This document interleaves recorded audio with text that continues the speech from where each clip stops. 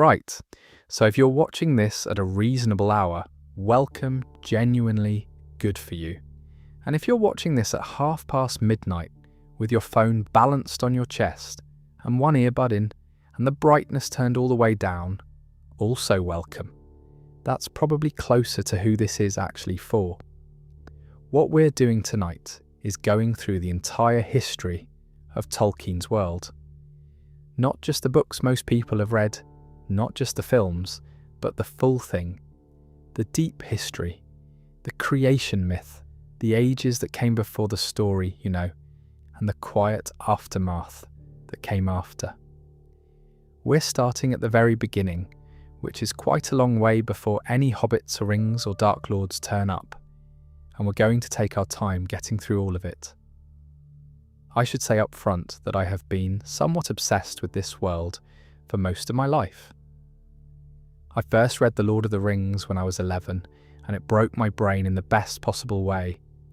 Not because of the adventure, though the adventure is good, but because of the feeling that there was more behind it, that the world had corners I couldn't quite see, that there was history happening off the edges of the page. It took me years to fully track down where that history actually lived, scattered across the Silmarillion and Unfinished Tales, and the appendices, and a 12-volume history of Middle-earth that Tolkien's son Christopher spent most of his adult life compiling. It's all there. It's enormous. And it's genuinely unlike anything else in fiction because Tolkien wasn't really a novelist first. He was a philologist and a myth maker. And the world he built is structured like a real mythology. Layered, internally consistent, full of contradictions and varying accounts and things that don't quite add up. The way real ancient texts never quite add up. If that sounds like something you want to fall asleep to, you're in exactly the right place. If you enjoy this sort of thing, long, unhurried videos, the kind you put on when the house is quiet and you want the room to feel a bit less empty, there's a subscribe button somewhere on the page. No pressure. It'll be there in the morning. Now, the history of Tolkien's world begins a very long time before the world itself exists, before time, before matter, before anything you could point at, which is, I think, a genuinely remarkable place to start a story. So let's go there. The creation myth of Tolkien's world is called the Ainulindalë.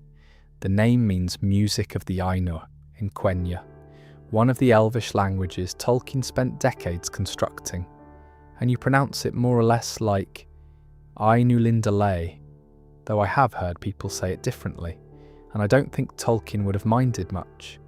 The point is what it contains, which is the most beautiful creation story I've ever encountered, and I've read quite a few. Most creation myths involve force, gods fighting chaos, light defeating darkness, a cosmic egg cracking open, a giant being dismembered to make the world. They're dramatic. They feel like something happening against resistance. What the Ainulindalë does instead is frame the creation of the universe as a piece of music. And I don't mean that metaphorically. I mean that literally, in this telling, the world began as a song. Before anything else, there was Eru Ilúvatar, the One. Tolkien describes him as having no origin, no peer, no explanation. He simply was. And he was the source of everything that followed. The name Eru means the One, and Ilúvatar means father of all, and even in the name there's something interesting. He is not a king or a warrior, or even a craftsman. He's a father. The creative impulse is understood from the very beginning as something paternal in nature, something that wants children rather than subjects. The first thing Ilúvatar did was make the Ainur. He made them from his own thought, which is a strange phrase and worth sitting with for a moment. Not from matter, not from will, from thought. They were, in some sense, pieces of his own mind made independent. Each one reflected some part of what he was. A curiosity, a love of particular things, a way of seeing. Some were drawn to water, some to fire, some to craft, some to living things. Some loved the patterns of stars, some loved the deep processes of growing, and because they came from the same source but reflected different facets of it, they were alike and unlike at once, the way siblings are. Iluvatar taught them music. He taught each of them individually at first, and they sang alone, before him, or in small groups, learning the melodies he gave them. And then, when they had learned enough, he gathered them all together and gave them a theme, a great musical idea, and asked them to sing it together, each voice adorning it with their own understanding. This is the music of the Ainur. And for a while, it was extraordinary. All these vast intelligences singing a single theme in harmony, each one contributing something different, the whole thing becoming richer and deeper and more complex than any one of them could have made alone. Tolkien writes that Iluvatar sat and listened, and it pleased him, and then Melkor introduced a different melody. Melkor was the greatest of the Ainur, the most powerful, the most gifted, the one who had been given the widest range of capabilities. But he had a problem, which is a problem that plagues brilliant and powerful beings across every mythology. He wanted to create something of his own, not to adorn the theme Iluvatar had given, but to originate. He wanted to be a source, not just an instrument. And so he began weaving different ideas into the music, notes of his own devising that clashed with the theme and spread discord outward through the harmony. Some of the other Ainur, hearing his new melodies and drawn by their power, fell in with them. Others tried to drown them out by singing the original theme louder, and the music fractured into something turbulent and strange, with these two forces pulling against each other. Iluvatar listened to this for a while, and then he rose and introduced a second theme, quietly at first, growing as it developed. But Melkor's discord rose against it too, and there was a second struggle. Iluvatar introduced a third theme, and this one the Silmarillion describes as wild and beautiful, and also as tinged with an immeasurable sorrow. It was unlike the first two. The discords of Melkor became part of it rather than fighting it. They were woven in. And then Iluvatar rose and stopped the music entirely. What he said to the Ainur, and particularly to Melkor, is one of those passages that stays with you. He told them that none of them had played anything that did not have its ultimate source in him, that Melkor's rebellion was not something from outside the music, it was something that had emerged from the music, and therefore from Iluvatar himself. No theme may be played that hath not its uttermost source in me, he said, which is a remarkable statement if you think about it. It means the discord was part of the design. The broken notes were always going to be part of the song. Evil, in this framework, is not something that breaks the universe. It's something the universe is built to absorb and transform. Tolkien was a Catholic, and his theology is present in the architecture of this story, but it's not wearing the theology as a costume. He's not writing allegory. He's writing something that feels like a genuine attempt to tell a creation story that makes sense to him, emotionally and philosophically, one where suffering has a purpose without being good, where evil is real without being equal to good, where freedom and fate are not opposites, but parts of the same piece of music. After he stopped them, Iluvatar showed the Ainur a vision, the world that the music had made, full of all the things they had sung into being, lights and shadows, seas and mountains, creatures and growing things, and the children who would one day walk in it. The Ainur saw it for a time, and then the vision was removed. And then Iluvatar said one word, which means simply, let it be, or it is, and the world existed. Some of the Ainur chose to enter it. They descended from the timeless halls, which exist outside the world, into the newly made universe, and they bound themselves to it, agreed by entering to remain within it until its history was complete. These are the Vala and the Maya. The Vala are the greater powers, 15 in number, and the Maya are the lesser, far more numerous. Melkor entered the world too. He had been present in the vision more than any other, had thought about it most deeply, wanted it most intensely. He entered it claiming it as his own. One more thing about the Ainu Lindala before we move on, because it's a detail I find quietly astonishing. The Ainur were shown the vision of the world and all its history, but they only saw part of it. The parts they understood were shown to them in great detail. The parts they didn't understand were dark to them, unknown. So they entered a world whose history they had glimpsed but not fully grasped, carrying the understanding they had and no more. They were not omniscient. They were powerful, yes, and ancient, but they were going into something they couldn't fully see, which is, I think, rather like everyone else. The 14 Valar, 15 if you count Melkor, though by the time of the stories everyone has stopped counting Melkor, are the powers that shape the physical world. They're often described as gods, and in a functional sense that's not wrong. They're worshipped, they're invoked, they have dominions and domains, and they're far beyond anything mortal. But Tolkien was careful to say they were not gods in the Greek or Norse sense. They didn't create the world or originate it, they entered it and shaped it, and in that shaping they were doing what they had been tasked to do. They're more like archangels who have been given actual kingdoms to govern.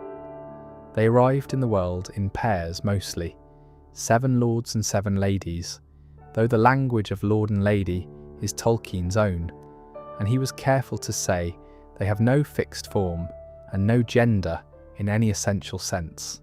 They take forms because form helps them relate to the world and to the children who will inhabit it, not because they need bodies to exist. The greatest of the Valar is Manwë. He is called the Elder King, the King of the Winds, and he lives on Taniqatil, the highest mountain in the world, which is on the far western shore of the continent of Aman. From up there, with his wife Varda beside him, he can see everything in the world that moves above ground. He has great eagles that serve as his messengers. He is gentle, not combative, the most powerful of the Valar by authority, but not by brute force, which feels significant. Power in Tolkien's world is very often expressed through perception and understanding rather than through strength. His wife is Varda Elentari, which means Queen of Stars, and she's also called Elbereth, and this name is the one you hear cried out most often in the books. When the ring wraiths come and Frodo is afraid, it is Elbereth he cries out to. When Sam fights in the tower of Tirith Ungol, he improvises a poem to her. She is the Valar most beloved by the elves, which makes sense because she made the stars, and the elves first open their eyes under starlight, and the stars are the light they associate most deeply with their own origins. The lore says that when Varda heard Melkor's name, she turned away from him, that before he became fully evil, in the time when everything might have gone differently, she already perceived the darkness in him and would not speak to him. So he hated her, most of all, the Valar, which is one of those details that tells you a great deal about both of them in very few words. Ulmo is the Lord of waters, all seas, all rivers, every stream and rain and underground pool. He is one of the greatest of the Valar, one of the 8 Aratar or High Ones, and he is unusual among them in one specific way. He never withdrew from Middle-earth. When the other Valar retreated to Aman, Ulmo stayed. He moved through every sea and river in the world, and he communicated with the people of Middle-earth through the sound of his horns, heard in deep waters, and through dreams that came to those who slept near rivers. He is also, interestingly, the one who most consistently advocated for the elves and men against the decisions of his fellow Valar when he thought those decisions were wrong. He would work around the official policy by whispering counsel to individuals, to the kings of hidden cities, to young men who needed to be in a certain place at a certain time. A kind of underground divine intervention, and he lived alone. He was one of only 2 Valar not to take a spouse. There's something in the character of Ulmo that suggests someone who found intimacy with the world itself more satisfying than intimacy with his peers. Then there is Aule. He is the craftsman, the smith, the one whose domain is the substance of the world, rock and metal and the bones of the earth. He shapes the mountains and the minerals, the caves and the ore, and he is the patron of the Noldor elves, the ones who loved craft above all others, and of the dwarves, though his connection to the dwarves is rather more complicated, and we'll get to that. He is married to Yavanna, who is his complement in almost every sense. While Aule loves the structures of the earth, Yavanna loves the living things that grow in it, trees, flowers, grass, grain, fungi. Her full title is Kementari, Queen of the Earth, and the elves also call her Giver of Fruits. She's older in some sense than most of the living things she tends. There's something I find touching about Aule and Yavanna as a pair. He makes the soil and the stone, and she fills it with living things. They are, together, the foundation of everything that grows. Orome is the hunter. He rides through the forests on his great horse Nahar, whose hooves ring like thunder on the ground, and he hunts the dark creatures of Melkor. He carries a great horn called Valaroma, whose sound alone is said to clear shadow and make evil things afraid. He is the one who first discovered the elves at the lake of Cuiviénen. He was riding through Middle-earth and heard voices and laughter in the dark, and found these new creatures under the stars, and was astonished. I have a particular fondness for Orome, honestly. The image of a divine being who just loves riding through forests is enormously appealing to me. He was not subtle. He did not whisper or dream or work through intermediaries. He turned up on his horse, blew his horn, and things happened. Mandos, whose actual name is Namo, though everyone calls him by the name of his halls, is the judge of the dead. He is the doomsman of the Valar, the one who pronounces their judgments. His halls exist in the west of Aman, and the souls of elves who die come to him and wait there in his grey halls until they are released back into the world or kept until the end of all things. His wife is Vaira the Weaver, who records all the history of the world in tapestries that hang in the halls of Mandos, all of time being woven into fabric. It is perhaps the most beautiful administrative function anyone has ever been given. Mandos himself speaks rarely. When he does speak, it is prophecy. His pronouncements are called the Dooms of Mandos, and they have a way of being accurate, even when people would prefer they weren't. He is not cruel. He is simply certain, in a way that is its own kind of kindness and its own kind of terror. Nienna is the one I find most moving. She is the Lady of Mercy, the one who weeps for all the sorrows of the world, and her grief is not weakness, it is, the text tells us, her strength. She mourns for the damage Melkor did to the world in the music, for all the griefs of its history. She is the teacher of Gandalf, whose proper name before he took a form and descended to Middle-earth was Olorin. He was her student in Valinor, and from her he learned pity.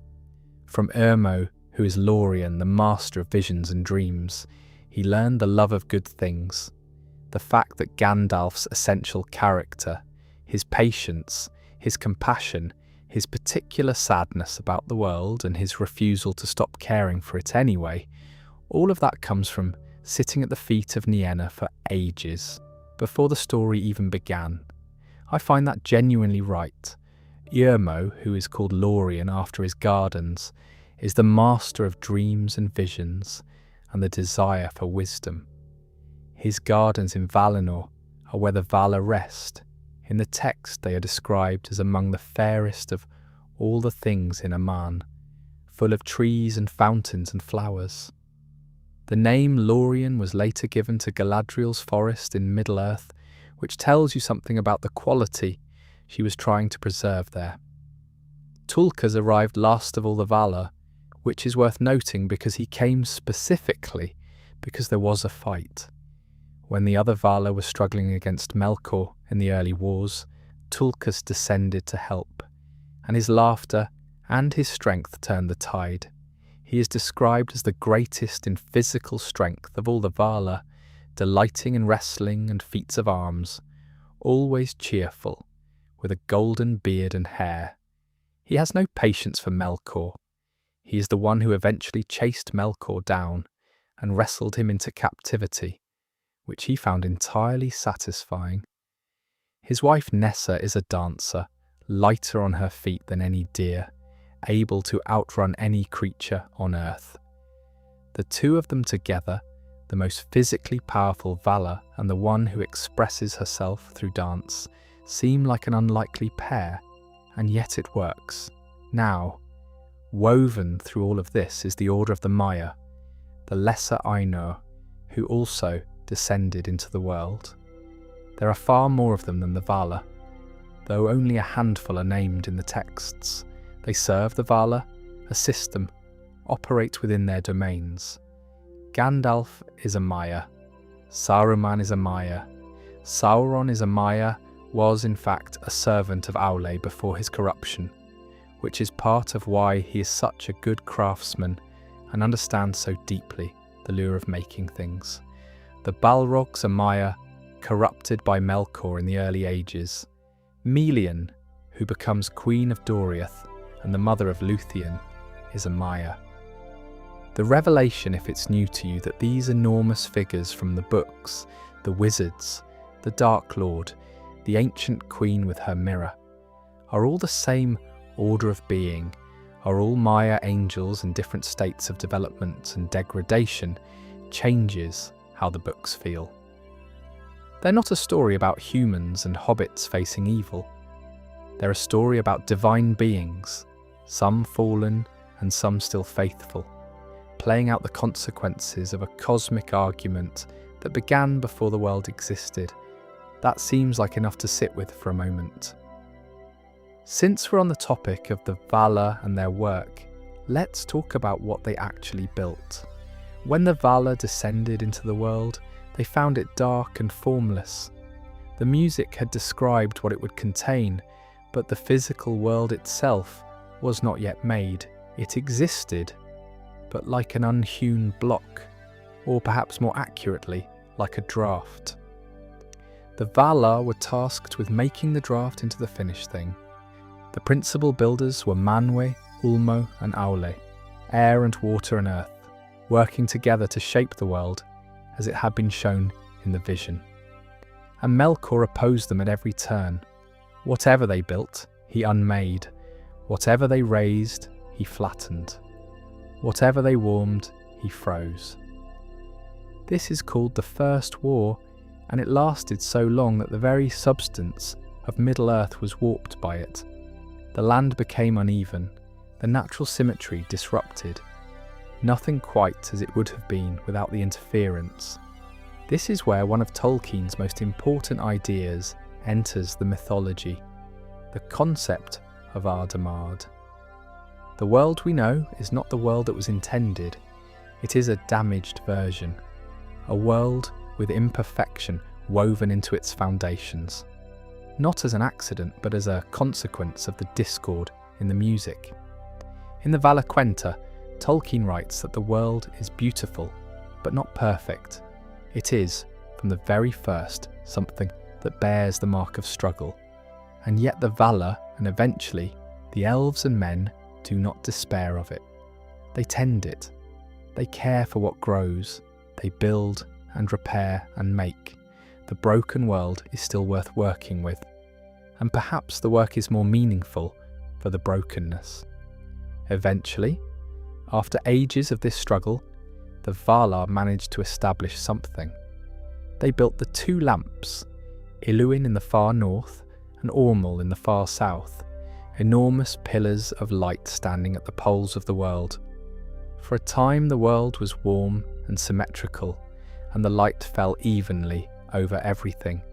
In the great inland sea at the centre of the world, the Valar made their dwelling on an island called Almarin, and things grew there, and there was peace.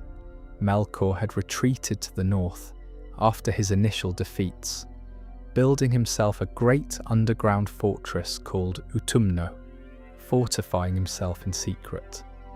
And then, when the Valar were resting, he came south and destroyed the lamps, overturned them, toppled those enormous pillars of light into the sea. The fires spilled, the world cracked and heaved, the symmetry was broken forever, and the seas rushed in, and the continents reshaped themselves into something closer to what we know. After this, the Valar made a choice. They retreated to Aman, the westernmost continent, and they built their own kingdom there, protected from the struggles of Middle-earth by the Great Sea. It was not entirely an abandonment. They had a reason, which was that any battle fought over Middle-earth itself would damage it further, and they wanted to have a place of safety and beauty that Melkor could not corrupt. But it did mean that Middle-earth was left largely to itself, with Melkor brooding in his northern fortress, and darkness spreading south. The years of the trees. This is what comes next, and it lasts a very long time. In Valinor, Yavanna made two great trees, Telperion the white, which gave silver light, and Laurelin the golden, which gave golden light. They didn't grow in normal seasons. They grew in something called the two trees cycle, where each tree gave light in turn, brightening and dimming over the course of what became the basic unit of time in Valinor. The hour of mingling, when one was fading and the other brightening, is described as the most beautiful light the world has ever held. I think about the two trees quite often. The idea of silver light here and golden light, not the same as sun and moon, older than those, purer, more complete. There's something in the description of them that bypasses analysis and goes straight to a kind of longing. The two trees are still alive by the time the elves reach Valinor. Already a thing you've missed. The dew of Telperion was collected by Varda in a great vat, and she used it to kindle the stars above Middle-earth. The stars therefore contain something of the light of the two trees, once removed, which is why, in the story, the light of a star captured in crystal, Galadriel's phial that she gives to Frodo, is a thing of real power. It's not just metaphor, it's a lineage. Meanwhile, in Middle-earth, Melkor was not sitting idle. He was building up his strength in Utumno, breeding armies, twisting and corrupting whatever living things he could find. The dark is full of things that should not exist, things made from existing creatures by torture and malice. The first orcs, the first Balrogs, things without names. And the world waited in the dark and the starlight for what would come next, which was the elves. The elves woke up by a lake. This is the essential fact of the elven origin story, and I think it's important not to rush past it, because the lake matters enormously. The Lake of Cuivienen, whose name means Water of Awakening, was in the far east of Middle-earth, tucked against a bay of the inland sea in the shadows of mountains. And when the first elves opened their eyes for the very first time, what they saw was stars. Not sunlight, not firelight, starlight, the stars that Varda had kindled with the dew of Telperion. This is why the elves call themselves Eldar in their own language, people of the stars, and why they feel, for as long as elvish memory goes back, a particular connection to Varda above all the Vala. She made the light of their first morning. She is the face of the divine that they looked up and saw. What the first elves experienced, waking in the starlight by a lake in a world they had never seen before, with voices and music and the sound of the water. Tolkien describes it as a kind of joy so complete that it became the measure against which they judged everything that came after. The elves are creatures of extraordinary sensory richness. Their ability to perceive beauty and remember it is essentially perfect. And the first thing they perceived, perfectly and permanently, was stars on water. Orome found them while riding through Middle-earth. He heard voices singing, laughter, the sounds of a people who had just discovered that the world existed and were very pleased about it. And he turned his horse toward the sound, and there they were. He was astonished. He reported back to the Vala. The Vala debated what to do. There was genuine disagreement among them about the right course. Ulmo wanted to leave the elves in Middle-earth. Let them be what they were naturally, in the world they had been born into. Others felt that Middle-earth was too dangerous. Melkor was still out there, still operating in the north. And the first thing an evil power of that magnitude would want to do with new and beautiful creatures was capture them and corrupt them, which he was already doing. The Vala decided to invite the elves to Aman, to be under their protection, to live in the light of the two trees. The elves were not commanded, they were invited. 3 ambassadors were brought to Valinor, shown the beauty and the light, brought back to report, and then the great journey began. Not all the elves went.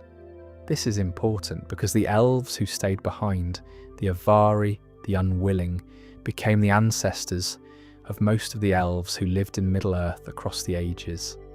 The ones who went became the Calaquendi, the light elves, those who saw the light of the trees. The ones who stayed became the Morikendi, the dark elves, which sounds more ominous than it is. It simply means they knew only starlight and shadow, not the full radiance of Valinor. Of those who began the great journey, 3 main kindreds set out westward.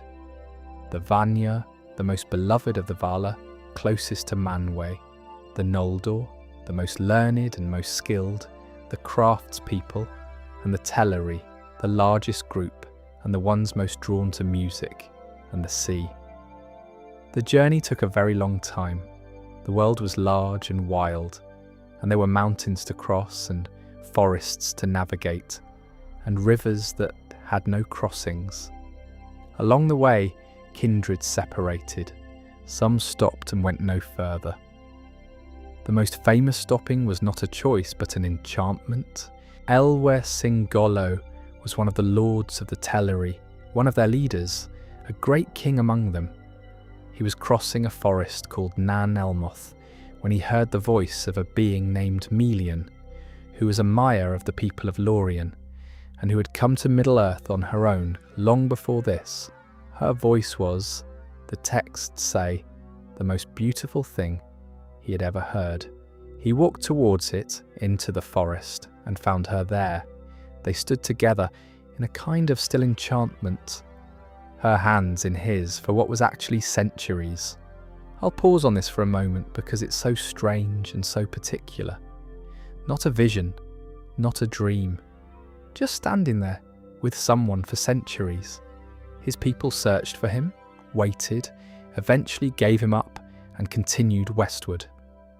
When he finally came back to himself, he came back changed, and with Melian at his side. He stayed in Middle-earth, became Thingol, the king of Doriath, and eventually one of the most powerful rulers of the First Age. His people who stayed with him became the Sindar, the Grey Elves. The rest of the Teleri eventually crossed the sea in stages. They spent centuries on the shores first, because they fell in love with the sound of the waves. They are the elves who became the greatest sailors, who built the swan ships, who sang on the beaches of Aman for ages. Eventually, years after the Vanyar and Noldor had arrived in Valinor, the Teleri arrived too. Life in Valinor, for those who made it, was extraordinary. The Vanyar dwelt closest to Manwë and Vardar on the mountain. They became the most purely devoted to the Valar, their art and their song entirely given over to praise. The Noldor settled in the city of Tirion on the hill of Tuna, and they became students, of Aula especially, learning craft and language and the deep lore of the world. They became the most knowledgeable of all the peoples of Middle-earth, and also eventually the most troubled. But that's for the next section. There's a particular Noldo we need to talk about, and he requires some space to himself. Feanor is the most interesting character in the Silmarillion, and I say that knowing that the competition includes a vengeful spirit of darkness, who was Tolkien's version of the devil, and also Luthien, who is the most beautiful being ever to exist in the history of the world. Feanor beats them both for sheer narrative force because he is a genius of the highest order and also absolutely catastrophic to be near. His name means Spirit of Fire in Quenya, and it was self-given, which should tell you quite a lot. He was the son of Finwë, the High King of the Noldor, and his mother Miriel. She was herself a craftsman of extraordinary ability, known for the fineness of her needlework. She put everything she had into making Feanor. The text says she gave so much of her strength and spirit to this child that she had nothing left afterward. She laid herself down in the gardens of Lorien after his birth and let herself fade, not dying exactly, but choosing to release her hold on life, which meant that Feanor was, from the very beginning, a creature who had cost everything.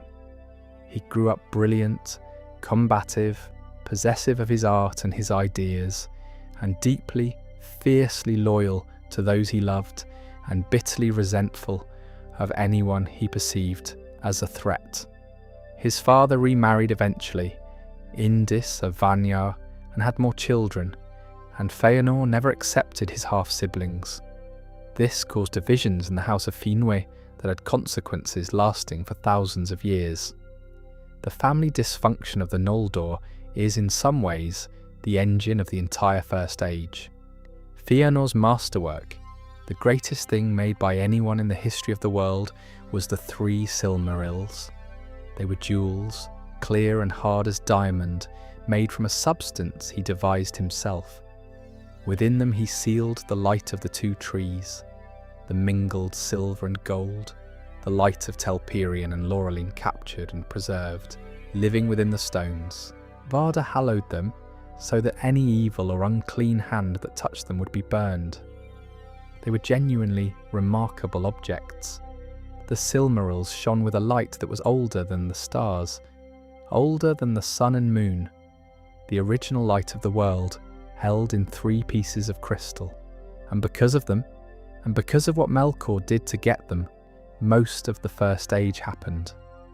Melkor wanted them, which Feanor knew, and which made him possessive and paranoid about the Silmarils, to a degree that troubled even his father and friends. Melkor was imprisoned for a time after his original defeat, and released on what was essentially parole. He'd been locked up for 3 ages, and expressed remorse, and the Valar let him walk free, which in retrospect was optimistic of them. He spent the years of his freedom whispering to the Noldor, to Feanor specifically, that the Valar were keeping the elves in Valinor not for their protection, but for their own purposes. That Middle-earth was richer than Valinor, more free, that the sons of Indis wanted to steal Finwë's throne. Feanor half believed this, which made him draw a sword on his half-brother Fingolfin in public, which was a serious violation of Elvish law even in Valinor. He was exiled temporarily to the north of Valinor in Aman. And then while he was in exile, Melkor made his move.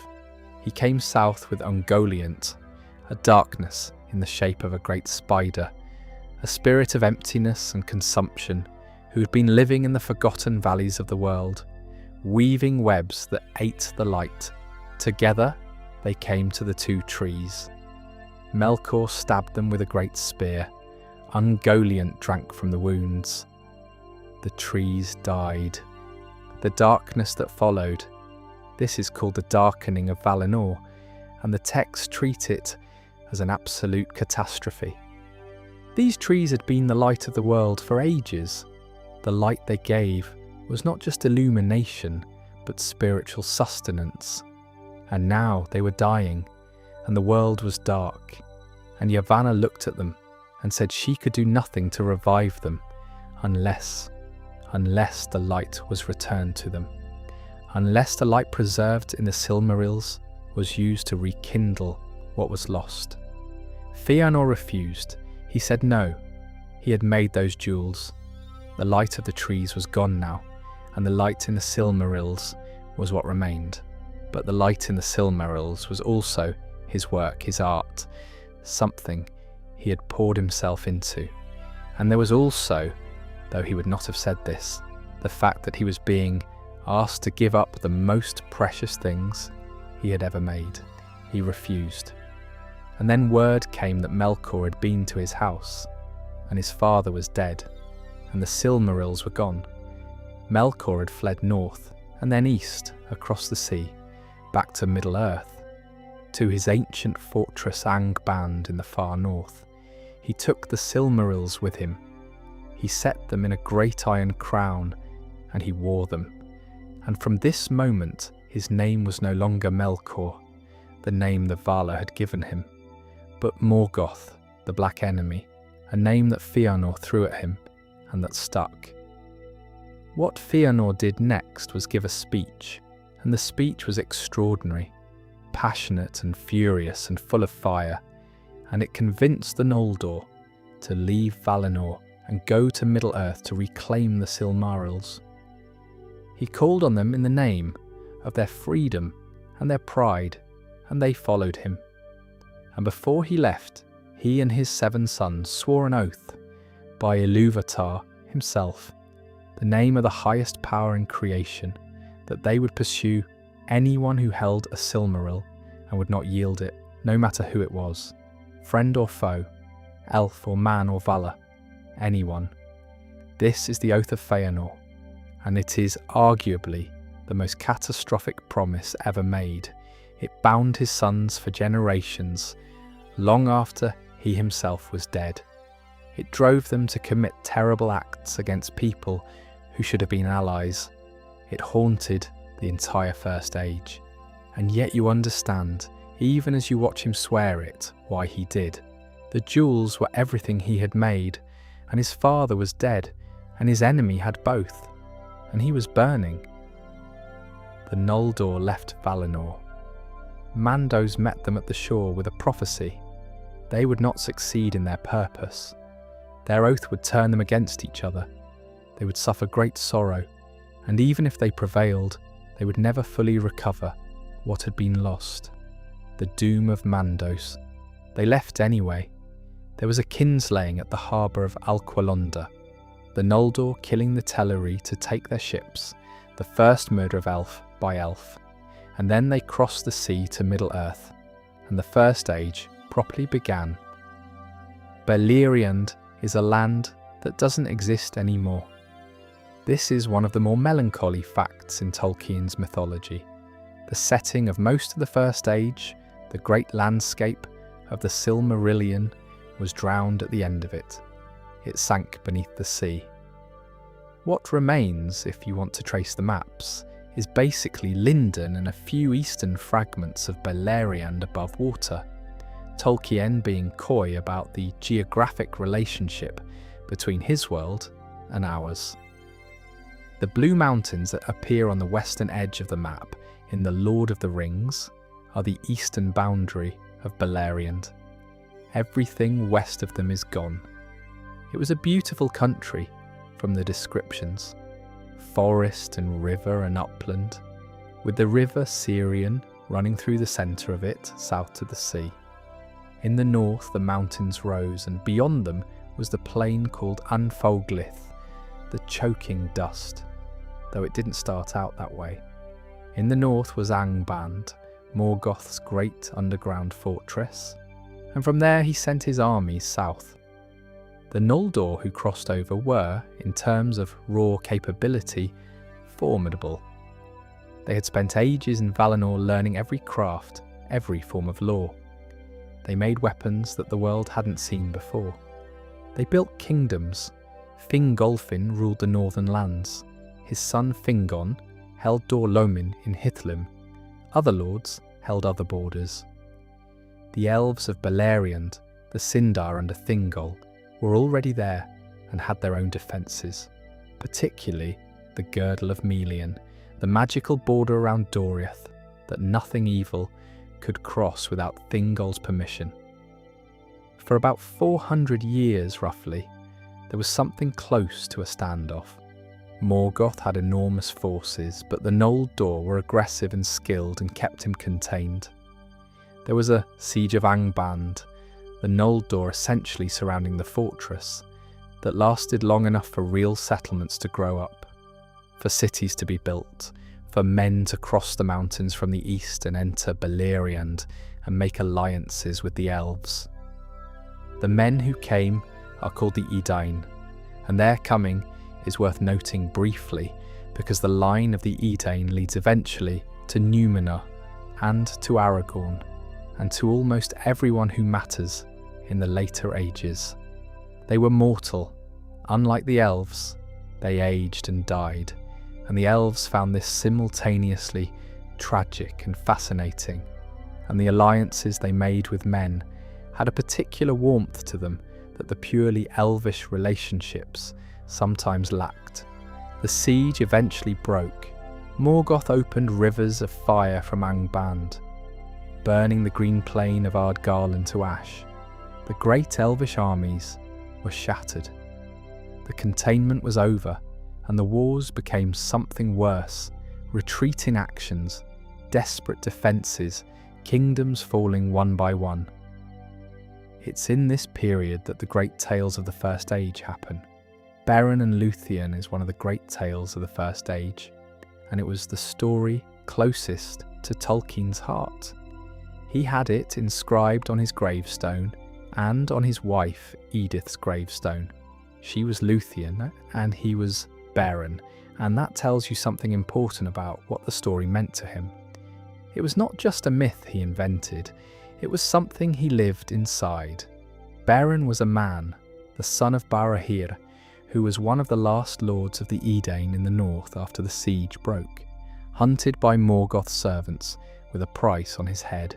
Barahir died, and Beren survived alone in the wilderness of Dorthonion for years, until his deeds became legend, and Morgoth sent a wolf pack and Sauron, because Sauron was present in the First Age, serving Morgoth, holding the Tower of Tol Sirion, sent a force to eliminate him.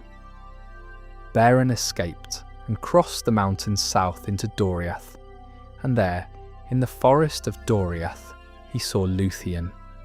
She was the daughter of Thingol and Melian, half Maya, the most beautiful being ever to walk Middle-earth.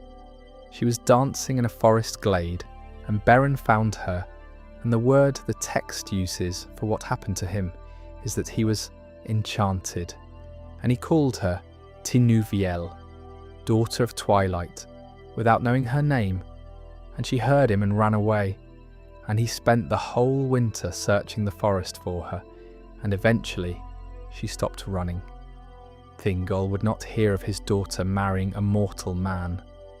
He set a task, intending it to be impossible. Bring me a Silmaril from the Iron Crown of Morgoth. And this is, of course, exactly the thing that Feona's sons had sworn no one else could possess. So the impossibility was stacked several layers deep, but they went anyway, Beren and Luthien together, in disguise through Sauron's fortress. Luthien won that confrontation by singing the walls down. Through the plains of Ard Gullen into Angband itself, Luthien sang Morgoth to sleep. She sang the greatest of all the Vala's fallen servants into unconsciousness, there in his own hall, with all his armies around him. And Beren cut a Silmaril from the Iron Crown with a knife called Angrist. He got one, just one, before the knife broke and the noise woke the hall. They fled. At the gate, the wolf Carcharoth, bred by Morgoth specifically to be the greatest wolf that would ever exist, bit off Beren's hand at the wrist. The hand that was holding the Silmaril. The Silmaril burned from within the wolf's belly, and Carcharoth went mad with the pain of it and ran south into Beleriand, destroying everything he touched. Beren returned to Thingol with the Silmaril taken from the belly of a wolf, and technically had fulfilled the quest, and Thingol, to his credit, accepted this. But Beren died on the great hunt that eventually killed Carcharoth, and Luthien died of grief not long after, the only time, the texts say, that an elf died of sorrow for a mortal. And then something unprecedented happened. Luthien went to Mandos and sang to him. She sang her grief and Beren's grief and the story of their love, and the hall of Mandos was moved, for the first and only time recorded, and Mandos referred the matter to Manwë, and Manwë referred it to Ilúvatar himself. And Mandos, by Ilúvatar's will, gave her a choice. She could remain in the Blessed Realm, immortal, without Beren, or she could return to Middle-earth mortal with Beren for a span of years, and then die. She chose mortal life with Beren. She gave up immortality for love, and lived out a life with him, and died. And the Silmaril they had taken from Morgoth was eventually, through their descendants, carried to Valinor by their great-great-grandson Eärendil, and it became a star. The star you see referenced when Galadriel's file is described as the light of Eärendil's star. All connected. The other great tales I'll touch on more briefly, not because they matter less, but because they sit heavier, and this is meant to be restful. The children of Húrin is Tolkien at his most Greek, most Norse, most openly tragic. Húrin, the great warrior of men, was captured by Morgoth after the Battle of Unnumbered Tears, a catastrophic defeat for the forces of elves and men, and Morgoth could not break him, so instead he cursed his children. His son Turin Turambar spent his entire life trying to do good, and having it turn out wrong, not through weakness of character, but through the curse, and through a particular kind of blindness about himself that the curse exacerbated. He wielded a black dragon knife called Gurthang that was, in some sense, alive and malevolent. It does not end well. I'll leave it there. Gondolin is the hidden city. Gondolin was built in a ringed valley in the mountains, invisible from the outside, unreachable by any ordinary road, and it was the most beautiful city of the First Age. Its king Turgon built it after a vision from Ulmo. It held out for centuries, while everything else around it fell. And then it fell too, betrayed by a member of Turgon's household. Its secret revealed to Morgoth, and his armies came over the mountains in the night, with balrogs and dragons, and destroyed it. The survivors included Tuor, a mortal man, who had married Turgon's daughter, Idril. Their son Eärendil grew up among the refugees, and eventually sailed west to Valinor on a ship called Vingilot, carrying the Silmaril to beg the Vala's help for Middle-earth. And the Vala came. The War of Wrath ended the First Age. Morgoth was defeated and cast through the Door of Night into the void beyond the world, where he remains. Beleriand was drowned in the upheaval. The surviving elves were offered passage back to Valinor. Many took it. The Silmarils were recovered, but then immediately lost. One went into the sea, one into the earth in a fiery chasm. One was carried into the sky by Eärendil, who was given an immortal form to carry it. The world changed shape. The Second Age began. The men who had been the allies of the elves, the Edain, the three houses who had fought in Beleriand, were given a gift at the end of the First Age. The Valar raised a new island out of the sea, midway between Middle-earth and Aman, and gave it to them. It was shaped like a five-pointed star, and its name was Númenor, which means Westernesse, or more literally, Westland. The first king was Elros, who was Eärendil's son and Elrond's twin brother.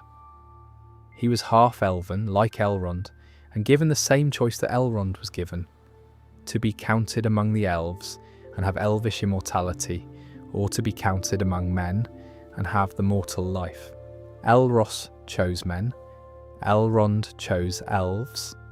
The two brothers made opposite choices and went in opposite directions, and from Elros came all the kings of Númenor, which eventually means all the kings of Gondor and Arnor, and eventually Aragorn. Elros himself lived for 500 years, which was not immortality, but was rather more than ordinary men received. The Númenorians generally were long-lived. Their natural span was 3 times that of lesser men, their greatest kings living to 400 or 500 years. They were also tall and strong, with the gift of foresight and a certain clarity of understanding that set them apart. In their early days, they were extraordinary people. Númenor itself, in the descriptions that exist, was a beautiful island. There were mountains in the centre, rising to a peak called Meneltarma, the Pillar of Heaven, which was a sacred place where the Númenorians could speak directly to Ilúvatar in a kind of natural temple. There were forests and rivers and sea coasts. There were bears, which Tolkien apparently mentioned in his notes on Númenor, which I find unexpectedly charming. You build an entire civilization, and someone still takes a moment to mention the wildlife. In their early centuries, the Númenorians were generous. They sailed to Middle-earth and taught men who lived there, teaching them to build, to farm, to make things, to understand the world better. They were not conquerors, they were instructors. The men of Middle-earth came to see them as almost godlike, sailing in from the sea with their knowledge and their craftsmanship and their long lives. But the ban existed, and the ban became the central wound of Númenorian civilization. The ban was simple. The Númenorians could not sail west of Valinor. They could see, on clear days from the summit of Meneltarma, a shimmer on the horizon, a light, and they knew what it was, and they could not go there. The Valar said this was for their own good. The undying lands did not give immortality to those who went there. The immortality was in the elves and Valar themselves, not in the land. But the Númenorians could not quite believe this, and as the centuries went on, and they grew more powerful and more proud, the ban felt less like protection and more like an insult. The great kings of the later Númenorian period were called the King's Men, a faction that emerged over time as a political tendency, resentful of the elves, resentful of the Valar, wanting to live their lives and rule their civilization without divine supervision. Opposed to them were the faithful, centred in the eastern port of Romena, those who maintained their old allegiance and their old customs, who still revered the white tree and still paid respect to Ilúvatar on the Meneltarma. As the king's men gained ascendancy, the persecution began. The elvish languages were banned. The name of Ilúvatar was not to be spoken in public. The white tree Nimloth, planted in the courts of Númenor as a symbol of the connection between men and elves, and the Vala was eventually cut down and burned. And then Sauron arrived. Sauron had been rebuilding his power in Middle-earth since the end of the First Age. He had taken a fair form and operated through persuasion as much as force. But the king of Númenor at this period was Ar-Pharazôn, the most powerful king Númenor had ever produced, and the most corruptible. He sailed to Middle-earth with such an armada that Sauron's armies simply melted away rather than fight, and Sauron surrendered. He was brought back to Númenor as a hostage. Within 3 years, he was the king's chief advisor. Sauron was very good at this. He told Ar-Pharazôn what the king wanted to hear, that the Vala were lying about the nature of immortality, that the undying lands really did grant eternal life, that Ilúvatar was a fiction the Vala had invented to keep men obedient. He introduced the worship of Morgoth, his old master, as a counter-religion, with a great temple and with human sacrifices, and he told them that through Morgoth, eternal life could be won. Ar-Pharazôn had the greatest fleet in the history of the world built. He was going to sail west and conquer Valinor and take immortality by force. There was one man who knew this was madness, Amandil, the lord of Andunia and head of the faithful, and he sailed west in secret, hoping to reach Valinor and beg mercy as Eärendil had once done, trying to intercede for his people. He was never heard from again, but before he left, he told his son Elendil, "Get on ships, prepare, wait." Ar-Pharazôn sailed.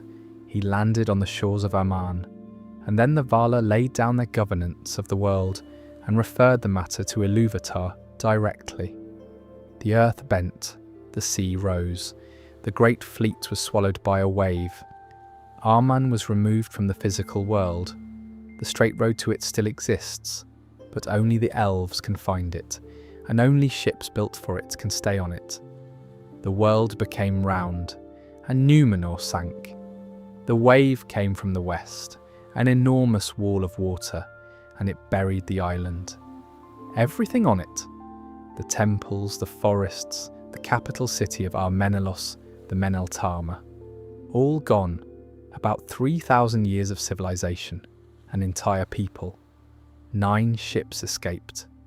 Elendil and his sons with the remnants of the faithful, with Palantiri, the 7 seeing stones, with the seedling of the white tree descended from Nimloth, with the heirlooms of their house. They were scattered by the storm and arrived in Middle-earth separately, in different places, soaked and dazed, having just watched their entire world disappear behind them. Elendil landed in the north and founded Arnor. His sons Isildur and Anarion landed in the south and founded Gondor, and they looked east toward Mordor. Because Sauron had survived, his body was destroyed, his capacity to take a beautiful form gone forever, but his spirit had escaped. He was there, waiting. This is, to my mind, one of the most properly devastating things in Tolkien's mythology, and the thing that makes Númenor feel so real.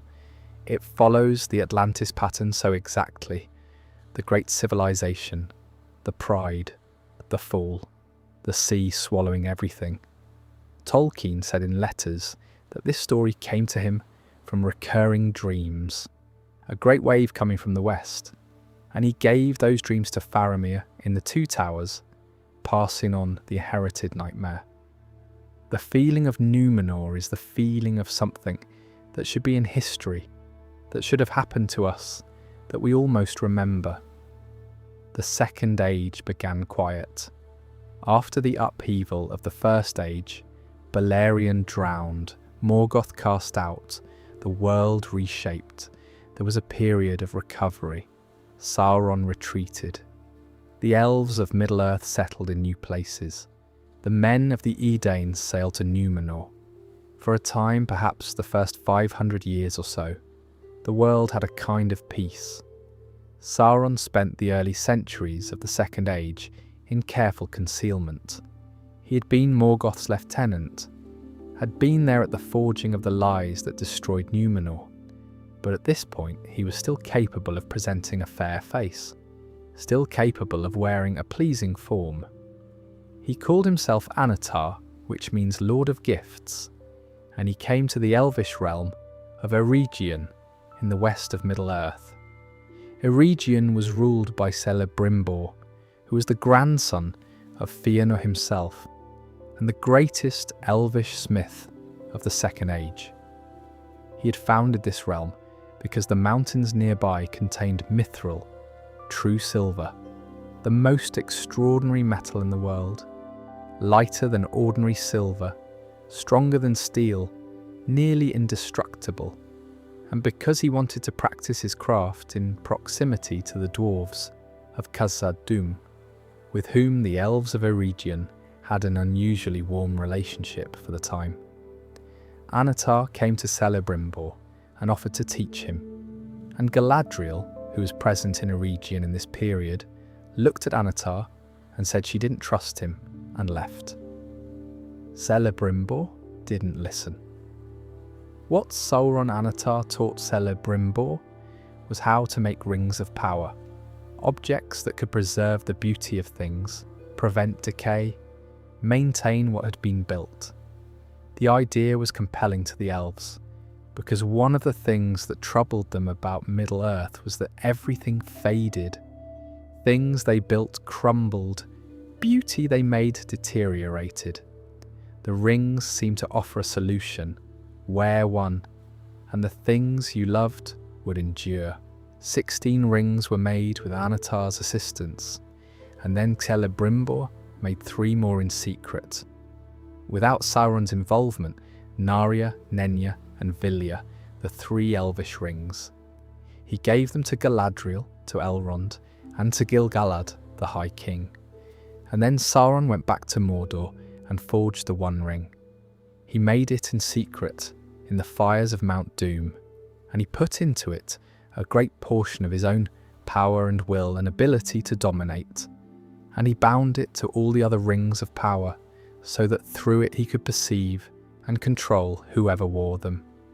The moment he put it on and spoke the words of the binding, all the elves who wore rings felt him. They immediately took theirs off, and Sauron was furious because his plan had required them not to notice. What he had given the elves was genuinely a gift after a fashion. The rings do preserve, they do maintain, and the 3 elvish rings especially became instruments of preservation and healing across the Third Age. But they were also always his in a structural sense. The One Ring was the master of all the others. The 9 rings were given to mortal men, 9 kings, sorcerers, great lords of men in the Second Age. Among them, the texts mention, 3 were Númenóreans. The rings made them extraordinarily powerful. They could see in darkness, they had access to a broader perception of the world, and they lived much longer than men should. And as the centuries passed, the power of the ring that sustained them gradually hollowed them out, until they were neither alive nor dead, bound entirely to Sauron's will, wrapped in black robes and riding on horses that feared them, and eventually on winged creatures that were worse, the Nazgûl, the ring wraiths, the fell riders. There is something that I think gets overlooked about the Nazgûl, which is that they were once great men, people who had achieved genuine things, who were given rings because they were significant and powerful. Their corruption was not instant. It was a slow dimming, a gradual replacement of self with service across centuries. The thing that makes them frightening is not that they're monsters, it's that you can see what they used to be. The 7 rings were given to dwarves. Sauron found to his frustration that dwarves were resistant to his domination through the rings, too single-minded, too attached to their own desires. The rings made them rich. They each generated a hoard of wealth around them, and great dwarvish treasure hoards grew from each one. But the dwarves could not be turned into ring wraiths. 3 of the 7 were consumed by dragons. The other 4 Sauron eventually reclaimed by force. The war that followed the revelation of the One Ring was devastating for the elves of Eregion. Sauron invaded, destroyed Eregion, killed Celebrimbor. He reached Lindon, where Gil-galad held him back with Númenórean help. Eventually, Ar-Pharazôn's great fleet arrived, and Sauron was taken to Númenor as described. And then Númenor fell, and Elendil and his sons arrived in Middle-earth, and the last alliance began. The last alliance of elves and men, Gil-galad and Elendil marching together, a combined force of extraordinary scale, east to Mordor. The siege of Barad-dûr lasted 7 years. Gil-galad and Elendil were both killed in the final confrontation, and Isildur took the sherd of Narsil, his father's broken sword, and cut the ring from Sauron's hand. Sauron was diminished, his spirit fled, his body was destroyed, and Isildur stood there, holding the ring, and the ring was trying to be claimed, and he felt it, and he chose to keep it. He declared it a were-guild for his father and brother. He did not destroy it. He was ambushed at the Gladden Fields a few years later, and killed by orc arrows, and the ring fell into the river. It lay there for more than 2,000 years. The Third Age had begun. The early Third Age is a strange period in the history of Middle-earth. Sauron is gone, or not gone, but dispersed, dormant, reduced to shadow in a dark place. The great evil that had defined the Second Age has been defeated. And what remains is the question of what you do with the world once the primary darkness has been lifted. The answer mostly was build. Gondor in the south became extraordinarily powerful. The first kings were the sons of Anarion, and under them the realm expanded in every direction, into Umbar in the south, east along the Anduin, north and west. Gondor built great harbours, and a fleet that controlled the seas. The cities it made were remarkable things. Osgiliath on the river, with a great dome of stars. Minas Tirith, originally called Minas Anor, the Tower of the Sun. Minas Ithil, the Tower of the Moon, built by Isildur. The Gondorians in this period were very much what the Númenóreans had been at their best. Civilizing people, builders, teachers, long-lived and wise. They planted the seedling of the White Tree in Minas Tirith, and it became the symbol of the kingdom, and it was tended in the courtyard before the citadel. There's something touching about how much of Gondorian identity was invested in a tree. Arnor in the north was always less wealthy, less populous, more austere. It was Elendil's original kingdom, the seat of the High Kings, and it had the ancient lineage, but Eriador was less fertile than the southern lands, and more exposed to dangers from the north. When Isildur died, his youngest son Valandil took up the rule at Anúminas by the lake Nanuil, and the two kingdoms went their separate ways. Arnor eventually fractured. In the 9th century of the Third Age, King Eärendil died and left 3 sons who could not agree, and rather than one of them yielding, the kingdom split into 3. Arthedain in the northwest, Cardolan in the south, and Rudor in the east. The 3 realms promptly proceeded to not get along with each other, which weakened all of them considerably. And then the Witch King of Angmar appeared. The chief of the Nazgûl, whose name Tolkien deliberately never revealed, saying it was forgotten even in lore, established a kingdom called Angmar in the cold hills north of the Misty Mountains, with the clear purpose of destroying what remained of Arnor. His strategy was slow and patient. Play the 3 kingdoms against each other. Strengthen Rudar, which had fewer Dúnedain and was easier to corrupt. Erode Cardolan through warfare, and eventually grind Arthedain down until nothing was left. It worked. Over several centuries, each of the 3 kingdoms was broken. the last king of Arthedain, Arvedui, fled north when Fornost fell in the year 1974 of the Third Age, and he died the following year in the frozen north, when the ship that came for him was wrecked in the ice bay of Forochel. His crown went to the bottom of the sea with him. Angmar was destroyed immediately after by a combined force of Gondor, elves, and remnants of the northern armies. The Witch King fled and ended up in Mordor, which was stirring again. But Arnor was gone. What remained was a handful of Dúnedain, led by the direct descendants of the royal line who became wanderers. They called themselves rangers. They kept to the wilderness, wearing grey cloaks, patrolling the roads and the borders of the land, protecting the ordinary people of Eriador from dangers those people never saw and never knew about. They asked for nothing. They got nothing.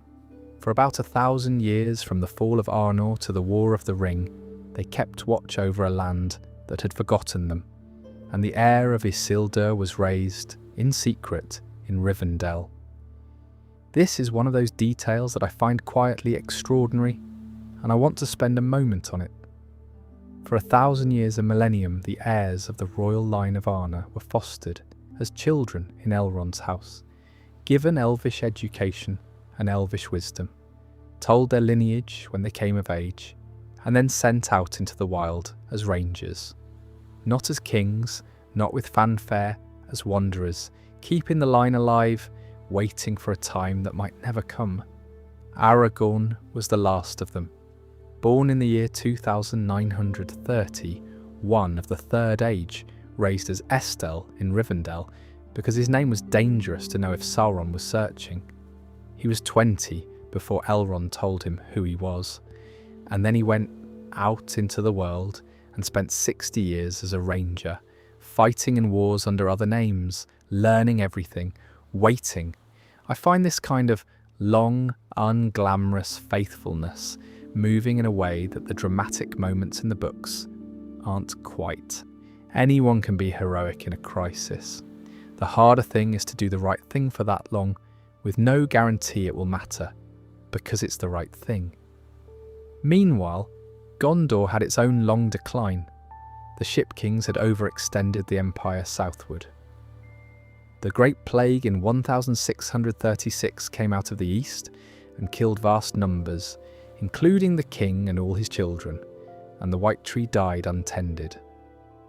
The watchful peace, when Sauron was relatively quiet, gave way to Sauron's return to Dol Guldur, and then in 2050, the last king of Gondor, Eärnur, rode to Minas Morgul to answer a challenge from the Witch King, and was never seen again. No heir was certain. The Council of Gondor chose to have the stewards rule in trust until the return of the king. And the stewardship ran for nearly 1,000 years, through 25 generations, until Denethor II was sitting in the steward's chair when the War of the Ring came. Denethor is a character the films make into something simpler than he is in the books, a man burning with despair rather than a villain. He was extraordinarily capable, the greatest steward there had been, and the war had gone wrong, and his son was dead, and he had looked in a palantir and seen Sauron's power and chosen to believe there was no hope. The difference between Denethor and Aragorn is not intelligence or capability. It's what each man does when he sees how bad things are. In the year 1000 of the Third Age, roughly, so about 2,000 years after the War of the Rings is set, 5 figures arrived in the Grey Havens from the west. They came on a ship, and they appeared as old men, grey-cloaked, weather-worn, carrying staffs. Círdan the shipwright, who had been watching the sea for longer than most elves had been alive, met them at the harbour. They were Istari. The name means something like those who know in Quenya, and in the common tongue they were called wizards, though that word carries associations in ordinary fantasy that don't quite fit them. They weren't wizards in the sense of scholars who had learned to do magic. They were Maya, divine beings, of the same order as Sauron, who had existed before the world was made, who had been present at the great music. They came from Valinor, where they had served the Valar and lived since before the world was formed. The Valar sent them in response to Sauron's growing shadow in Middle-earth. They were given limitations deliberately. They were not allowed to match Sauron's power directly, not allowed to use force and domination to solve problems. Their mission was to move among the peoples of Middle-earth and inspire them, counsel them, strengthen their resistance. They were to be helpers, not rulers. The instruction not to seek dominion was an important one, and the degree to which each Istari obeyed it is pretty much the whole story of how they turned out. The eldest and the head of the order was Saruman the White, whose Quenya name was Curunir, meaning man of skill. He was a student of Auli the Smith, which he shared with Sauron, and his area of expertise was craft and lore, particularly the lore of the rings. He became the head of the White Council, the formal gathering of the wisest in Middle-earth that worked against Sauron, and he was for a long time genuinely the wisest of the Istari in terms of raw knowledge. His fall was slow and, in retrospect, almost inevitable. He studied Sauron's methods so deeply he came to understand them too well. He began to believe he could use similar methods for better ends. He acquired a Palantir, one of the Seeing Stones, and contacted Sauron through it. Initially, perhaps, intending to gather intelligence, but Sauron's mind was stronger, and Saruman was gradually bent. He decided the best outcome for Middle-earth was to find the One Ring first and use it himself. He was still convinced he was on the right side even as he built his own armies and became exactly what he was supposed to oppose. There is something very human about Saruman's corruption. It wasn't that he stopped caring about the good. It was that he became so convinced of his own superior judgment that he thought the normal rules, including the rule about not seeking dominion, didn't apply to him. Every terrible decision made by intelligent people follows roughly this shape. Gandalf is, of course, the one we know. His true name was Olorin, and in Valinor he was among the Maya of Manwë and Varda, but he was trained by Nienna in pity and patience, and by Irmo in the love of beautiful things. When the Valar chose who to send to Middle-earth, the choice of Olorin was Manwë's, and Olorin said he was too weak and afraid, which is itself revealing. The being who had become Gandalf was not confident in himself. He was chosen partly because of that. He arrived last of the five, considered the least among them, took the form of a wandering old man who meddled with people's affairs and seemed fond of hobbits and fireworks and leafweed. He kept no great stronghold. He built no army. He wandered. He talked to people. He listened to them. He occasionally organised things in ways that weren't obvious from the outside. Círdan perceived something the others didn't, and when Gandalf arrived at the Grey Havens, Círdan gave him Narya, the Ring of Fire, one of the 3 elvish rings. Círdan said, "Take now this ring, for thy labours and thy cares will be heavy, and in all it will support thee and defend thee from weariness. This is the Ring of Fire, and with it you may rekindle hearts in a world that grows chill." Círdan could tell. He'd been watching long enough. Radagast was the brown wizard, and he is often discussed in a somewhat dismissive tone. Even Gandalf calls him a fool at one point, which is perhaps unfair. Radagast's domain was the natural world. He settled in Middle-earth and cared for birds and beasts, and he became their friend and their keeper. Whether he failed his mission depends on what you think the mission was. He was certainly less interested in the politics of kingdoms and the manoeuvring against Sauron than Gandalf or Saruman. But one of Tolkien's later notes, written near the end of his life, suggested that the Blue Wizards, and possibly Radagast, were more successful than they appeared, that their work in different domains was part of what maintained the resistance to Sauron across the Third Age. Which brings us to the Blue Wizards. Alatar and Palando, or in later Tolkien, Moronechtar and Romestamo, went east, into Rhûn and beyond, into the lands that the maps don't show. They are mentioned briefly in The Lord of the Rings, and Tolkien was uncertain about them across his life. In his earlier notes, he worried that they had failed and founded cults. In his later notes, he suggested they were actually successful, working in the shadows of the East, keeping alive the sparks of resistance that prevented Sauron from controlling all the peoples of those lands entirely. We don't know. Tolkien left them as an edge of the map, a thing that happened off the page.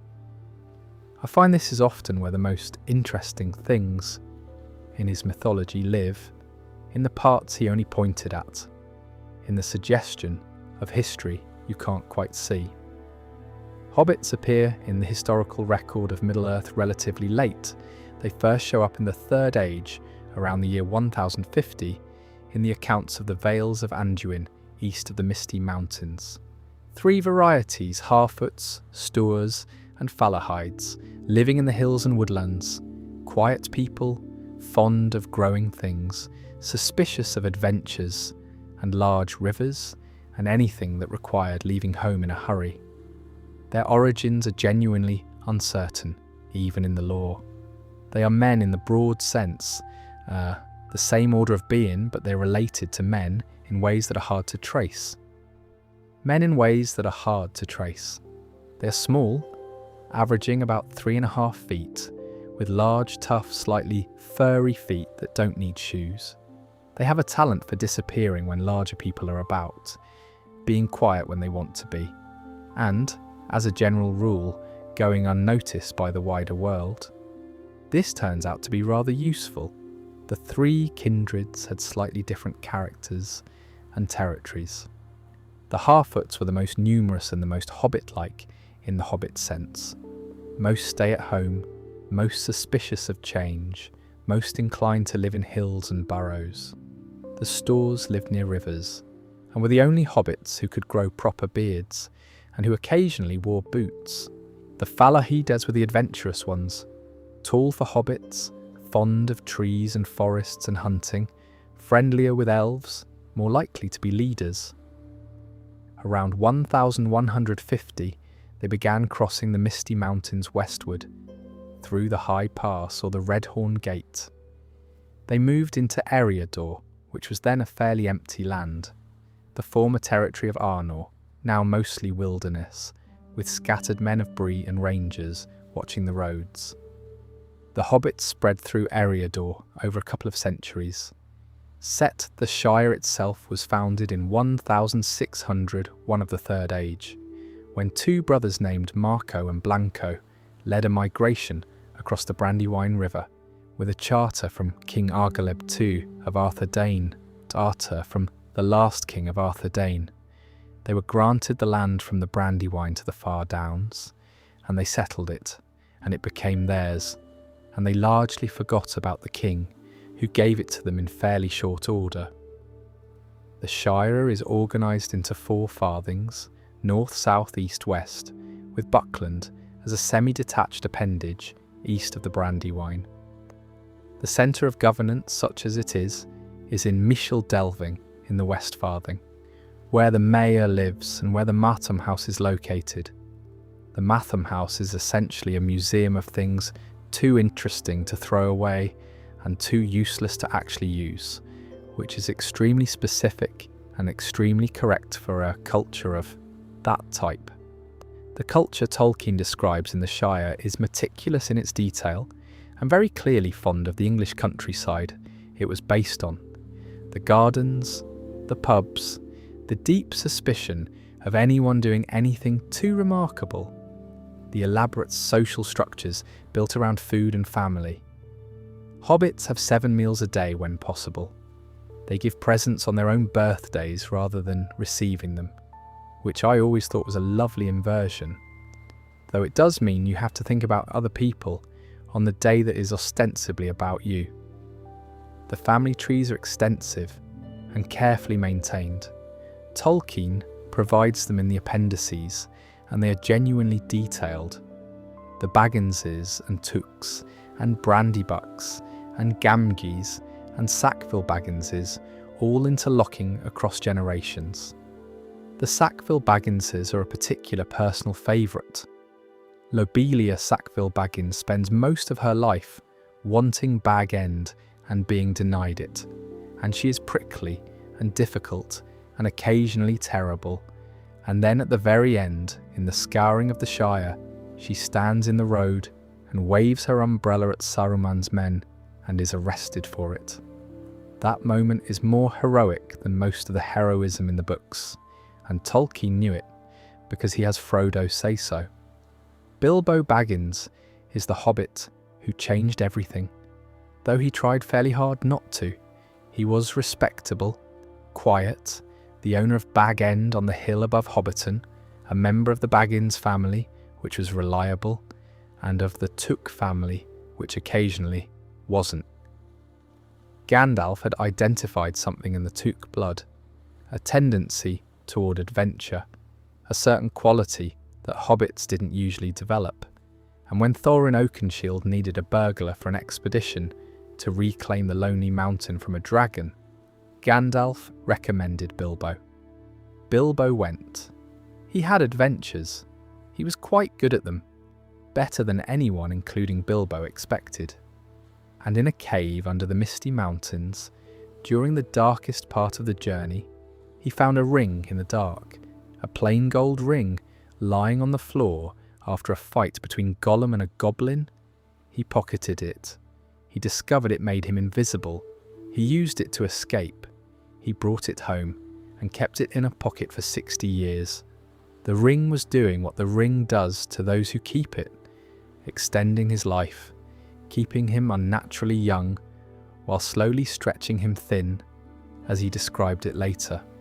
The ring was looking for a way back to Sauron, who was rebuilding in the east, and it shaped events to keep itself close to Bilbo, who was its best chance of being found. Gandalf watched. He began to have suspicions. He didn't act on them for decades because Gandalf's particular virtue is patience, and he was not yet certain enough. But when Bilbo had his 111th birthday party and disappeared with the ring, Gandalf acted. He told Bilbo to leave the ring to Frodo. Bilbo's difficulty letting it go, his uncharacteristic anger, his calling it his precious, a word that should have alarmed him more than it did. That was the moment Gandalf knew for certain what they were dealing with, and the ring passed to Frodo in a gap in the floorboards of Bag End and sat there for 17 more years while Gandalf went and did research. There is a portion of The Lord of the Rings that Peter Jackson cut from his films, and while I understand the narrative logic of the decision, the pace of a film is different from the pace of a book, and these chapters don't advance the main plot in an obvious way. I miss them. They are, in some sense, the most Middle-earth part of the books, the parts where you most feel the weight of ancient things behind the present story, and where the world gets very strange in ways that don't entirely resolve. I'm talking about The Old Forest and Tom Bombadil. The Old Forest is a remnant. It is what remains of the vast primordial forests that once covered all of Eriador, before men and the other peoples cleared them across the long ages. It sits just east of the Shire's border, on the far side of Buckland, and the hobbits of Buckland have maintained a great hedge called the High Hay to keep its influence at bay. The trees are hostile. Tolkien is specific about this.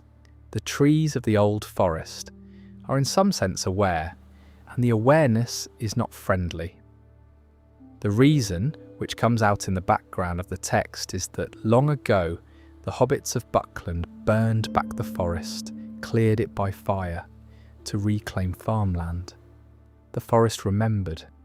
It has been trying to push back ever since, sending branches over the hedge at night, sending roots under the road, generally expressing its displeasure in ways that trees are able to express displeasure, which is slower than most forms of revenge, but apparently very persistent. In the centre of the old forest runs the river Withy Windle, which is described as the source of all the queerness and malice in the forest. And in the valley of the Withy Windle lives Old Man Willow, a great willow tree that has, over countless years, developed into something more than a tree.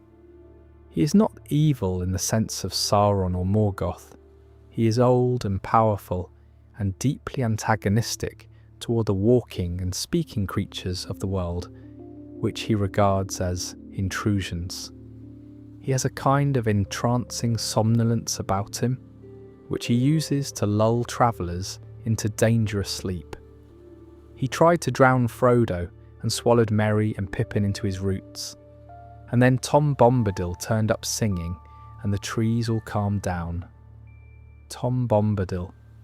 I could spend an entire video on Tom Bombadil, and maybe I will someday. He is the great enigma of Tolkien's world, not because Tolkien forgot to explain him or ran out of time, but because he deliberately and permanently left him unexplained. He lives in a house in a glade by the Withy Windle with his wife Goldberry, who is the daughter of the river woman, some kind of water spirit.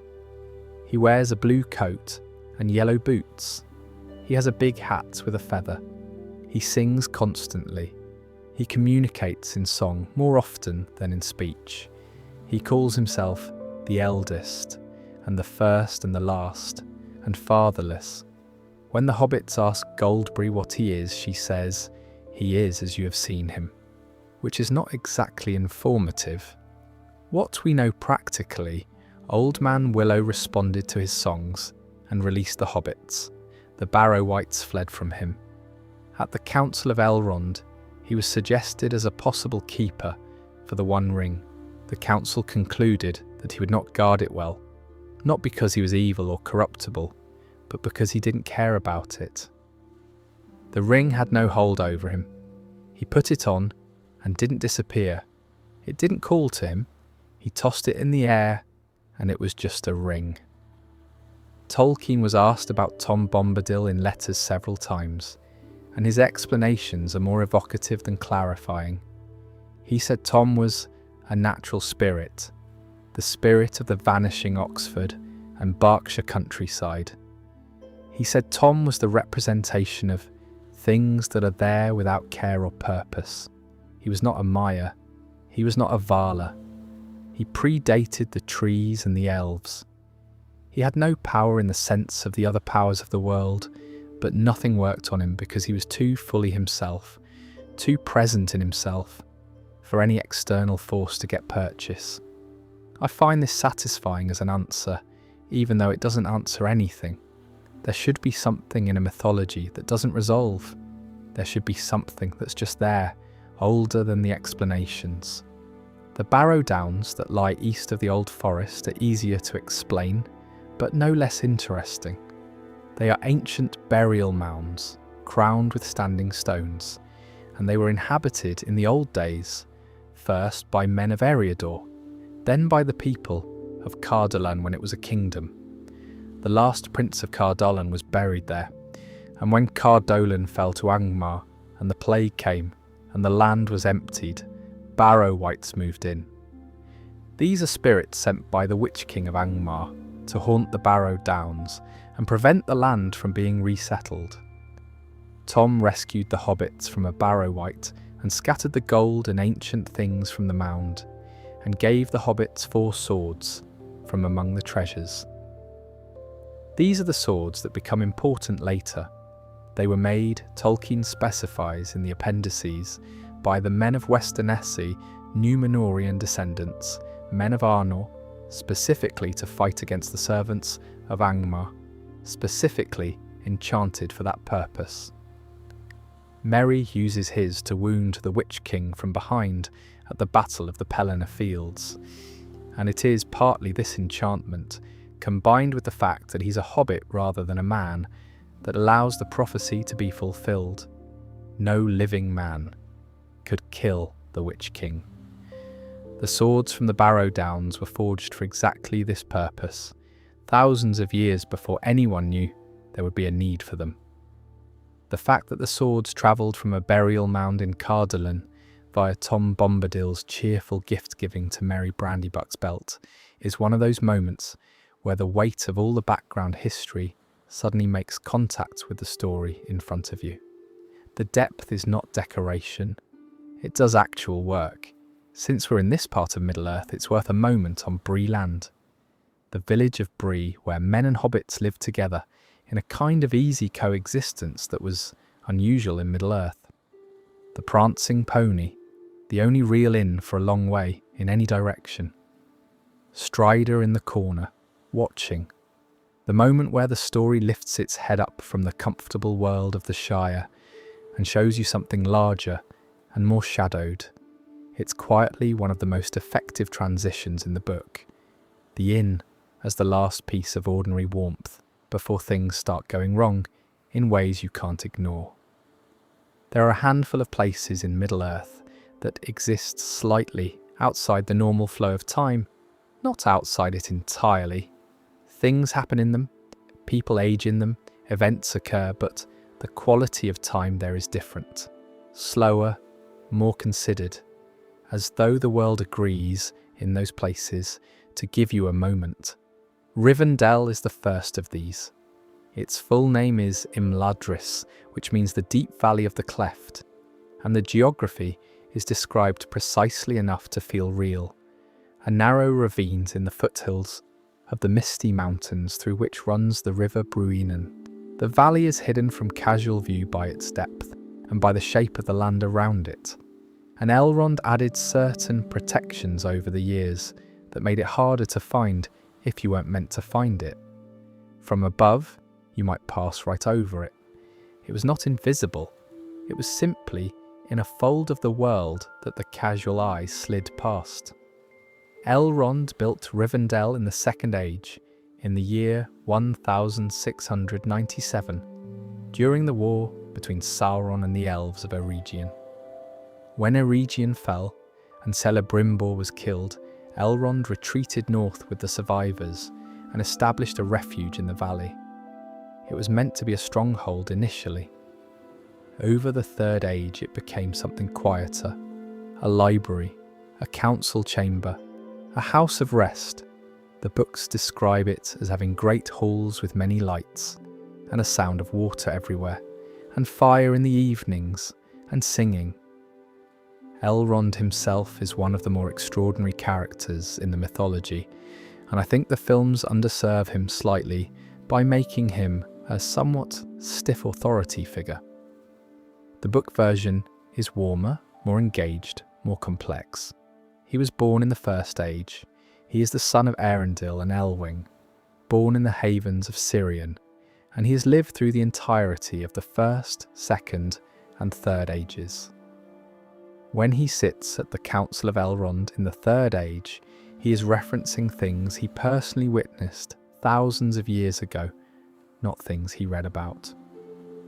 I was there, Gandalf, he says, about the last alliance. He was. His twin brother Elros chose the mortal life and became the first king of Númenor. Elrond chose the immortal life and became the keeper of Rivendell. They made opposite choices, and both of them lived with it for thousands of years.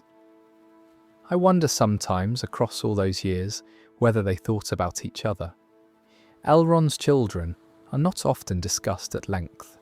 Elladan and Elrohir, his twin sons, are riders and warriors who spend much of the Third Age fighting orcs in the mountains, a kind of perpetual private war they have maintained since their mother Celebrian was captured by orc ambush while crossing the mountains and was tortured Before she could be rescued, she was healed physically, but not in spirit, and eventually sailed west. Her sons never stopped being angry about it. They are half-elven like their father, and unlike Elrond, they delayed their choice of kindred until after the Third Age, which gave them latitude to ride and fight and be in the world in a way their father could not be.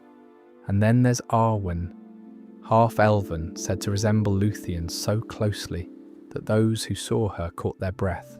She had lived 3,000 years before the events of the books, and chose to live among men, to marry Aragorn, to give up her place among the elves and their immortality.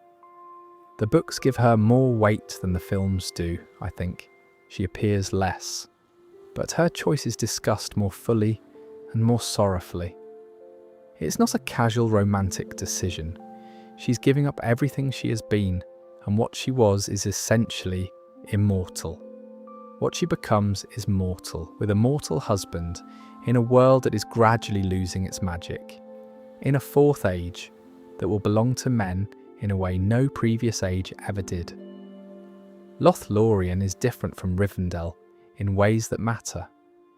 Where Rivendell is a refuge, a house, a place of warmth and conversation, Lothlorien is a preserved fragment of an earlier world. Galadriel used her ring, Nenya, to maintain it across the Third Age, which means the forest was, in some sense, held outside of normal time by the power of one of the three. The trees there are malin trees, brought originally from across the sea, golden-leafed in autumn and green in spring. The elves of Lothlorien live in the trees on platforms called flets. The light that falls through Malorn leaves at certain times of day is described as something you can't. When Tolkien says Lothlorien sounds like another world, he means it, because in a technical sense it was a preserved fragment of the Elder Days. Because in a technical sense it was. Nenya preserved it. The world outside had aged and changed. Lothlorien maintained something older inside itself, the way a good bottle of wine maintains a moment of summer. Galadriel is old enough to have seen the light of the two trees herself. She was born in Valinor during the years of the trees, to a family of the Noldor. She left with the Noldor not under Feanor's oath, but under her own reasons. She wanted to see Middle-earth. She wanted to have a realm of her own. She found the idea of being in the world more compelling than staying in Valinor. She was refused leave to return as a punishment for leaving. And across 3 ages she stayed, and what she'd missed became perhaps the thing that sustained her, the desire to go home that she maintained like a candle, not letting herself settle into despair. Her mirror is a silver basin of water in a garden by a stream.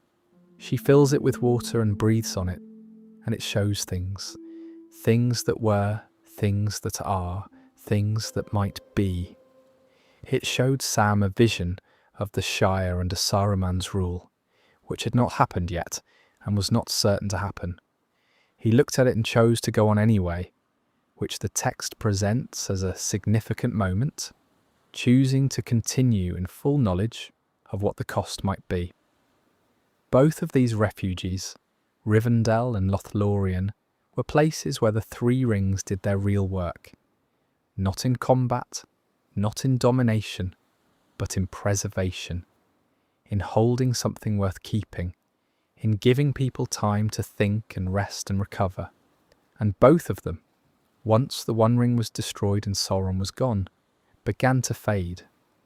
The power of the 3 faded with Sauron. Nenya's light went out.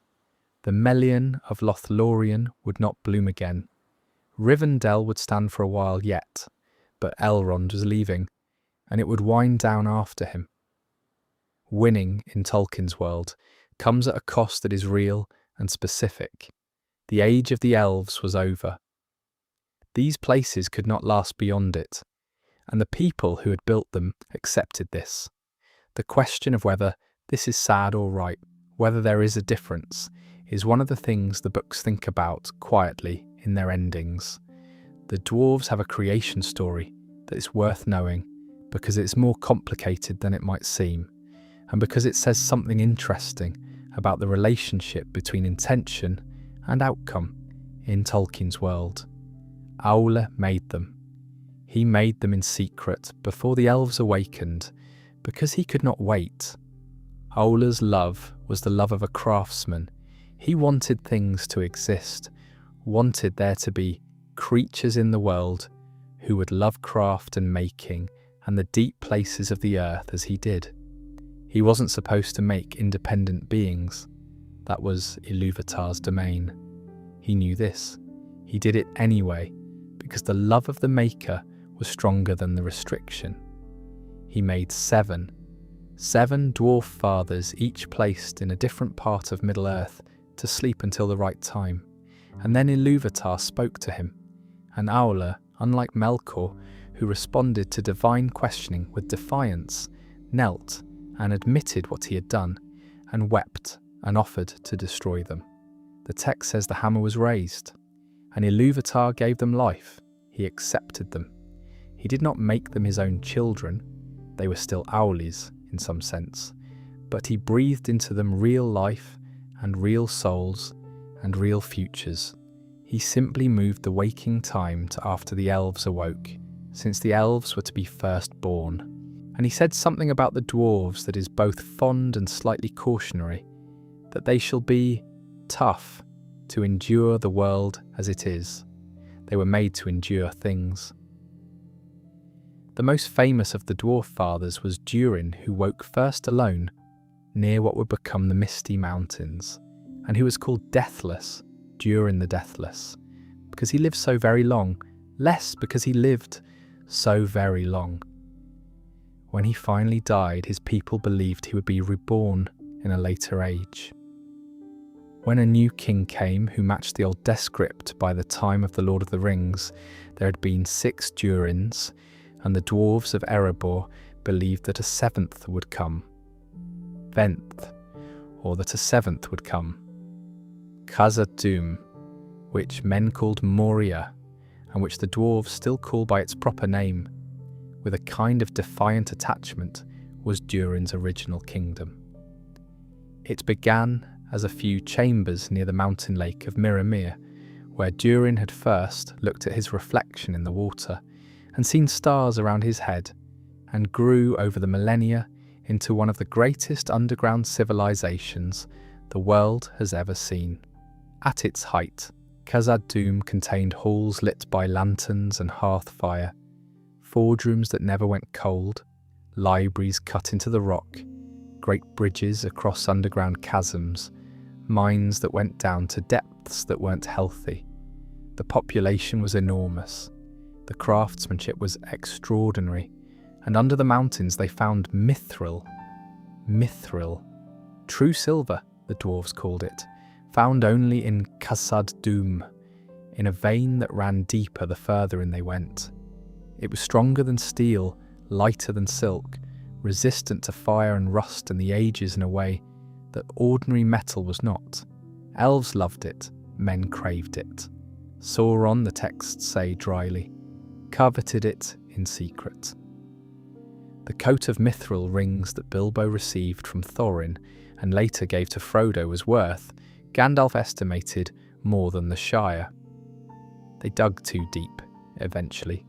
In 1980 of the Third Age, the dwarves broke into a shaft in the deepest excavation and woke something that had been sleeping there since the end of the First Age. A Balrog, a Maya who had been corrupted by Morgoth in the time before the world was properly formed, who had fled and hidden itself in the uttermost deep of the mountains when Morgoth was cast out, and had slept there for thousands of years. The Balrog killed King Durin of Moria had been without dwarves for about 1,000 years before the Fellowship passed through it.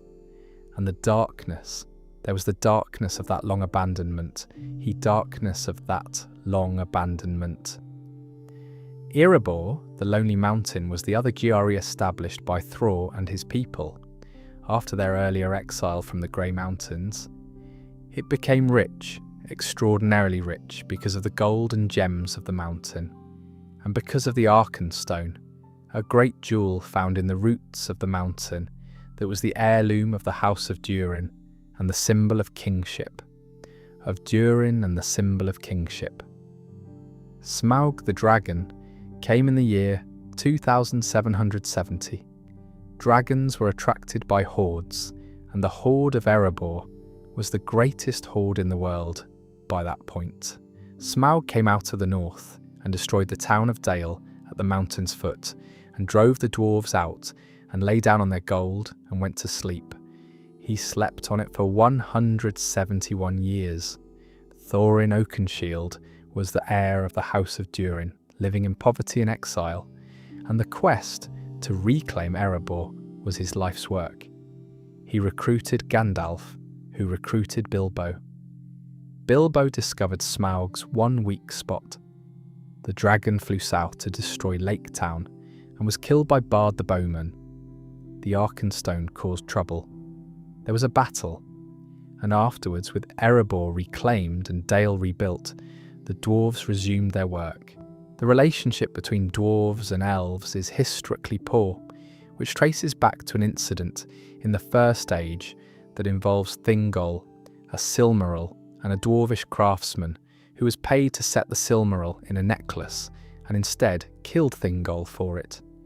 This caused an incident that became a war that left bad feeling on all sides for ages.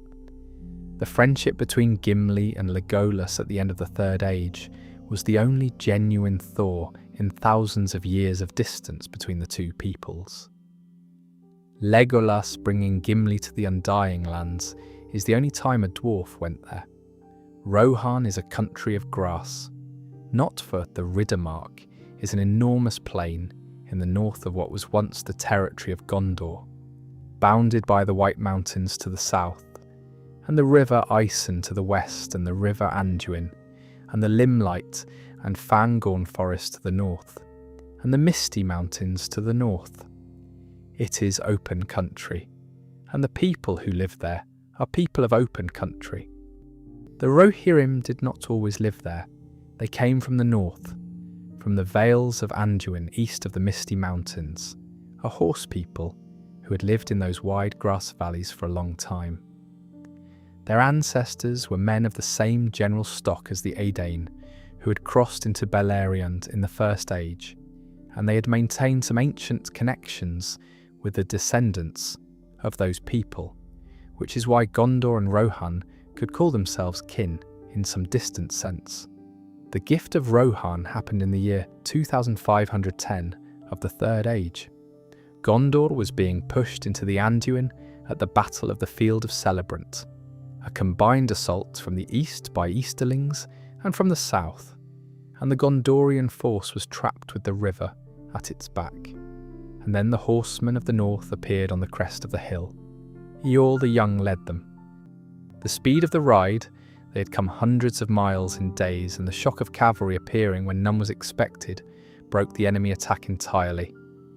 Eorl's people rode down through the enemy like a wave, and the battle turned, and Gondor was saved.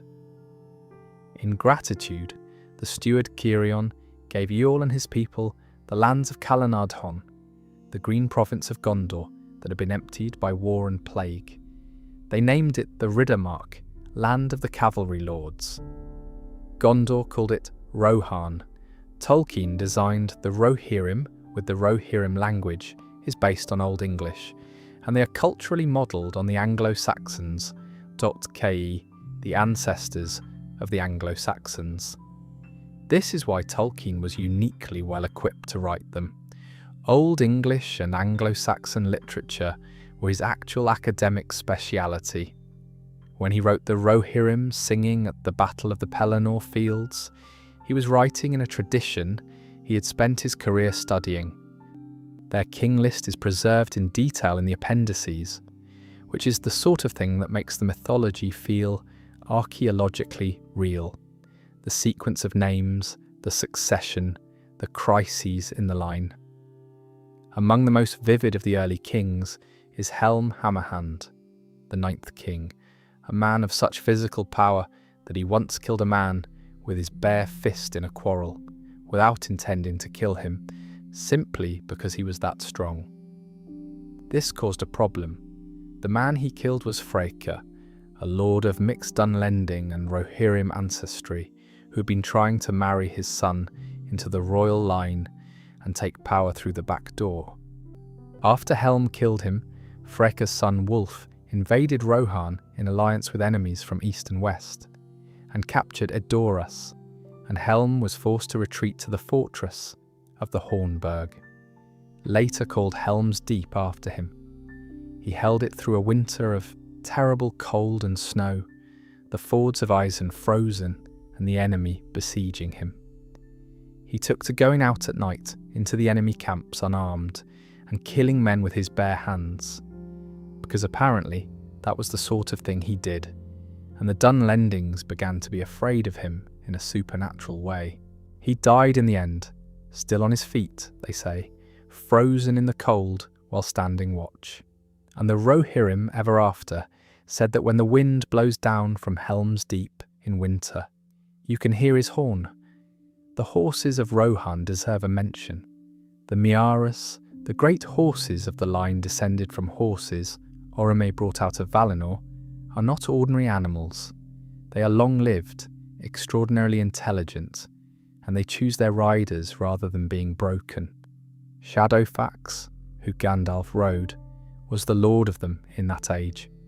He could not be captured. When the Rohirrim tried to take him, he escaped. He came to Gandalf because he chose to, and he carried him because he chose to. And at the end, he went with Gandalf to the Undying Lands. The relationship between Shadowfax and Gandalf is one of those quiet background friendships in the books that's easy to miss but rather touching. They were not rider and horse in any conventional sense. They were two beings of extraordinary capability and very different natures, who found, across the War of the Ring, that they worked exceptionally well together.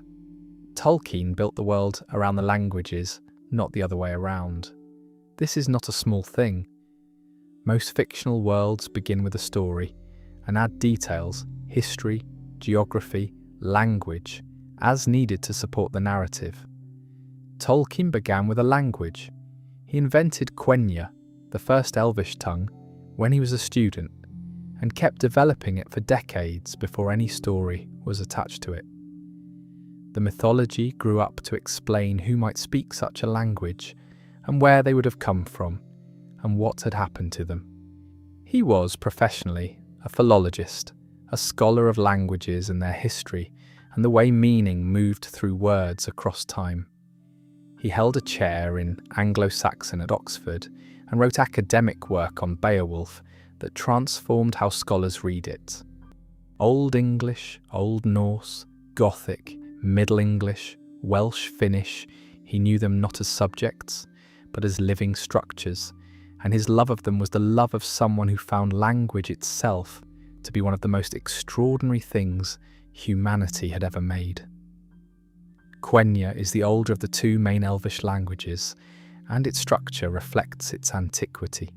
It is formal, rich in vowel sounds, slightly distanced from everyday use in the way Latin became distanced after the fall of Rome. It is the language of high ceremony and poetry. When elves write formal documents or compose Galadriel's lament, in Lothlorien is in Quenya, Ment at the Grey Havens is in Quenya. Elrond's full title is in Quenya. Sindarin is what most elves actually spoke in Middle-earth, the language of the Sindar, the Grey Elves who stayed in Middle-earth and who became the dominant elvish population there. It sounds quite deliberately like Welsh, and if you know any Welsh, you'll hear the relationship immediately in the place names. Minas Tirith, Orthanc, Caradras, Irid Luin. The patterns of sound are pulled from the same tradition that Tolkien loved in Welsh, which he described as the most beautiful language he had ever encountered when he first heard it as a child on a jar of raspberry jam. The language of a jam jar started all of this. I don't know what to do with that information, except to enjoy it. Khuzdul, the Dwarvish language, Tolkien designed to sound completely different from the Elvish languages. Where Elvish is vowel-rich and flowing, Khuzdul is consonant-heavy and percussive. It has the quality of something dug out of rock. The dwarves kept it secret. They did not teach it to outsiders, and Tolkien said in his appendices that it was not recorded fully because it was never fully shared. The only Dwarvish words you get in the books are names and a few ceremonial phrases. Gimli's tomb inscription for Balin is in Khuzdul. It is a language you feel rather than fully understand, which suits the dwarves. The Black Speech is Sauron's language.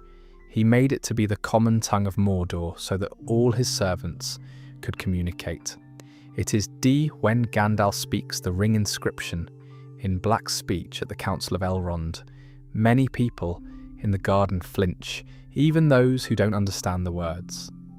Those who don't understand the words. The inscription itself, one ring to rule them all, one ring to find them, one ring to bring them all, and in the darkness bind them, sounds in Black Speech like something you should not say aloud, which is exactly right. The Tengwar script, the Elvish writing system, is visually beautiful in a specific way. It was designed to be written with a pen, with the natural motion of a quill, and so the letter forms have an organic quality that printed scripts sometimes lack. The way Tolkien rendered the ring inscription in Tengwar on the page is one of the most successful pieces of book design I know. You can feel what kind of object the ring is from the way its inscription looks. The common tongue, Westron, which is what we are meant to understand the hobbits and men are speaking throughout, is rendered as modern English in the books, which means all the hobbit dialogue sounds approximately like English countryside speech, and all the Rohirrim dialogue sounds slightly more formal and archaic. This is a translation conceit that Tolkien explains in the appendices, but it works so naturally in the reading that most people don't notice it's a conceit. What I keep coming back to, thinking about all of this, is that the languages made the mythology feel real in a way that nothing else could have. You can invent history and maps and genealogies and they will feel like very good world building. But when you can hear how a language sounds, when the words carry their etymology in them, when names mean things in consistent and logical ways, that is when a created world crosses a line into something that feels like it was discovered rather than invented. Tolkien said once that he sometimes felt he was not creating Middle-earth, but recovering it, finding something that already existed just beyond the edge of what he could see. I think anyone who has spent enough time in that world knows exactly what he meant. The end of the War of the Ring is the beginning of the Age of Men in a way that feels significant beyond just the military victory. The Third Age formally ends with the destruction of the One Ring on the 25th of March, 3019, and the Fourth Age begins, though Tolkien is precise in the appendices that there's some debate about exactly when, depending on which calendar you're using and which peoples you ask. There's something touching about a mythology detailed enough to have calendar disputes. What the Fourth Age means, in practical terms, is that the Age of Magic is ending. The three elven rings lost their power when the one was destroyed. They were made to preserve and maintain, and what they had maintained was already old. Things from earlier ages, things that needed active effort to keep from fading. Without the power of the three, the preservation stopped. Lorien's trees would lose their peculiar quality. Rivendell would not shimmer any longer in quite the same way. The light that Galadriel had been cupping in her hands for 3,000 years went out. Galadriel sailed at the Grey Havens in September 3021 on the same ship as Frodo and Gandalf and Bilbo. Also Elrond. Also Celeborn eventually, though he lingered in Middle-earth for a time afterward, the last of the great elvish lords, before following. The elves who remained in Middle-earth would fade slowly, dwindling from sight, becoming what men later thought of as fairy folk or forest spirits, or simply a memory. Frodo went because the wound from the Morgul blade never fully healed, and the burden of carrying the ring for as long as he did was something that didn't go away when the ring was gone.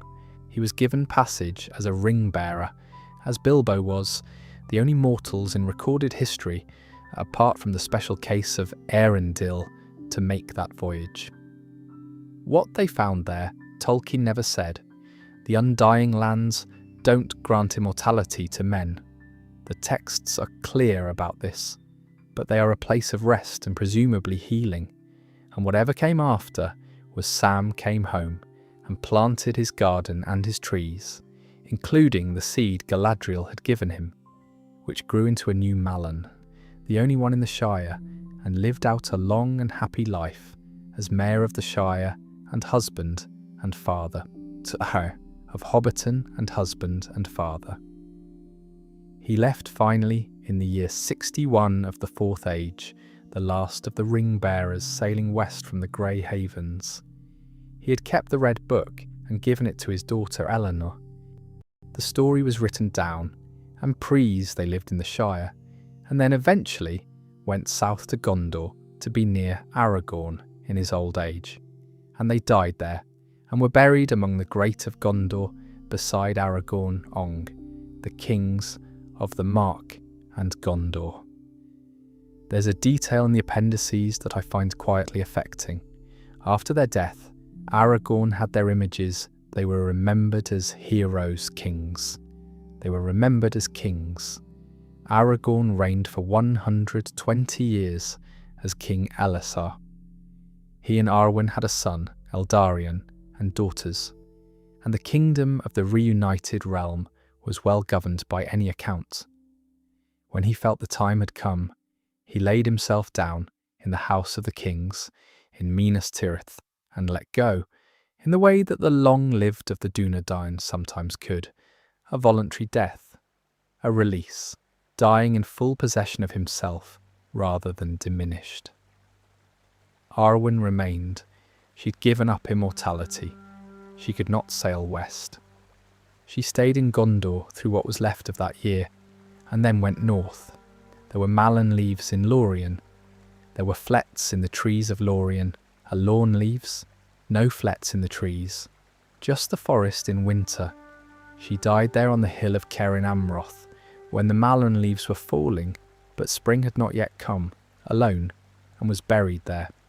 Year alone, and was buried there. The world moved on. Tolkien wrote in his notes and letters that Middle-earth is our world, that the events of the stories happened in the remote past of the actual Earth, that the geography has changed since then, through the movement of continents and the passage of ages. The world, as he described it, became the world we know through long change. The elves faded. The dwarves withdrew into their mountains. The Ents dwindled. Men spread, as they were meant to, across every land. And Tolkien was recording what remained of the memory of it, the mythology that had, in his view, been lost, that English tradition ought to have had and didn't. He wanted to give England a mythology the way the Norse had their Eddas, the way the Finns had their Kalevala. What he made was, in the end, larger than that. It became the mythology of the modern age in a way he couldn't have predicted, and probably would have been both pleased and somewhat uncomfortable about. The things that survived, the things that are still talked about, still felt, are not the battles or the victories. They are the songs, the roads through forests, the light on a hill after long rain, the sense walking through old country that something happened here once. Something was here. The world you're in is layered over an older world, and the older world is not gone, just quieter.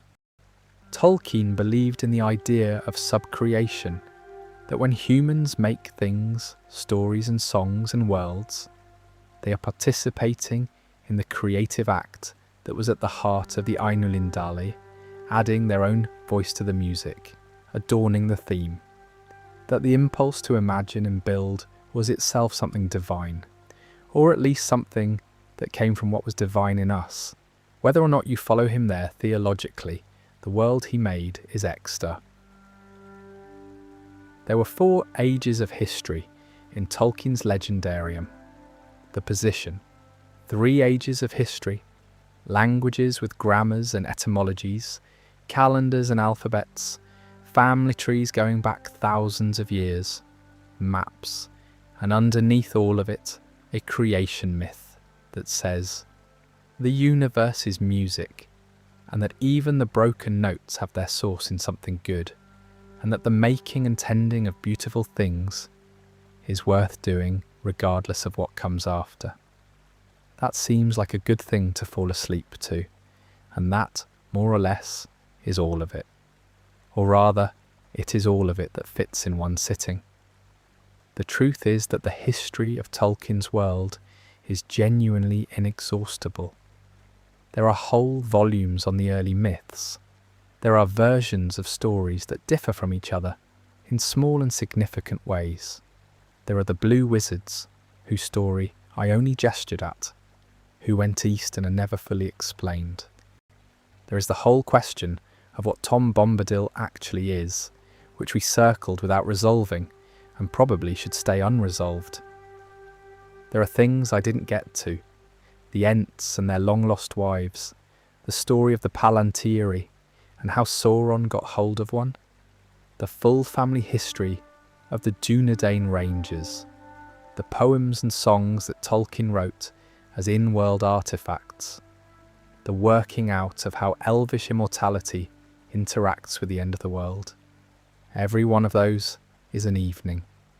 What I hope this has given you, if you made it this far, or drifted off somewhere in the Middle Ages of Númenor, is a sense of the scale of the thing, of how far back it goes and how carefully it was built, of the particular quality of world that exists when someone spends their entire life making it as real as they can. Not for commercial reasons, but because they loved it, and because they believed that made things were worth making. Tolkien died in 1973, at 81, still working on the mythology. There were stories unfinished. There always are. His son Christopher spent the rest of his long life editing and publishing what remained, dying in 2020 at 95, still working on his father's world. There are a lot of videos planned. The Ents, probably. The Númenorian cultural history, which is rich and strange. The question of what happened in the East, in the lands the maps don't show.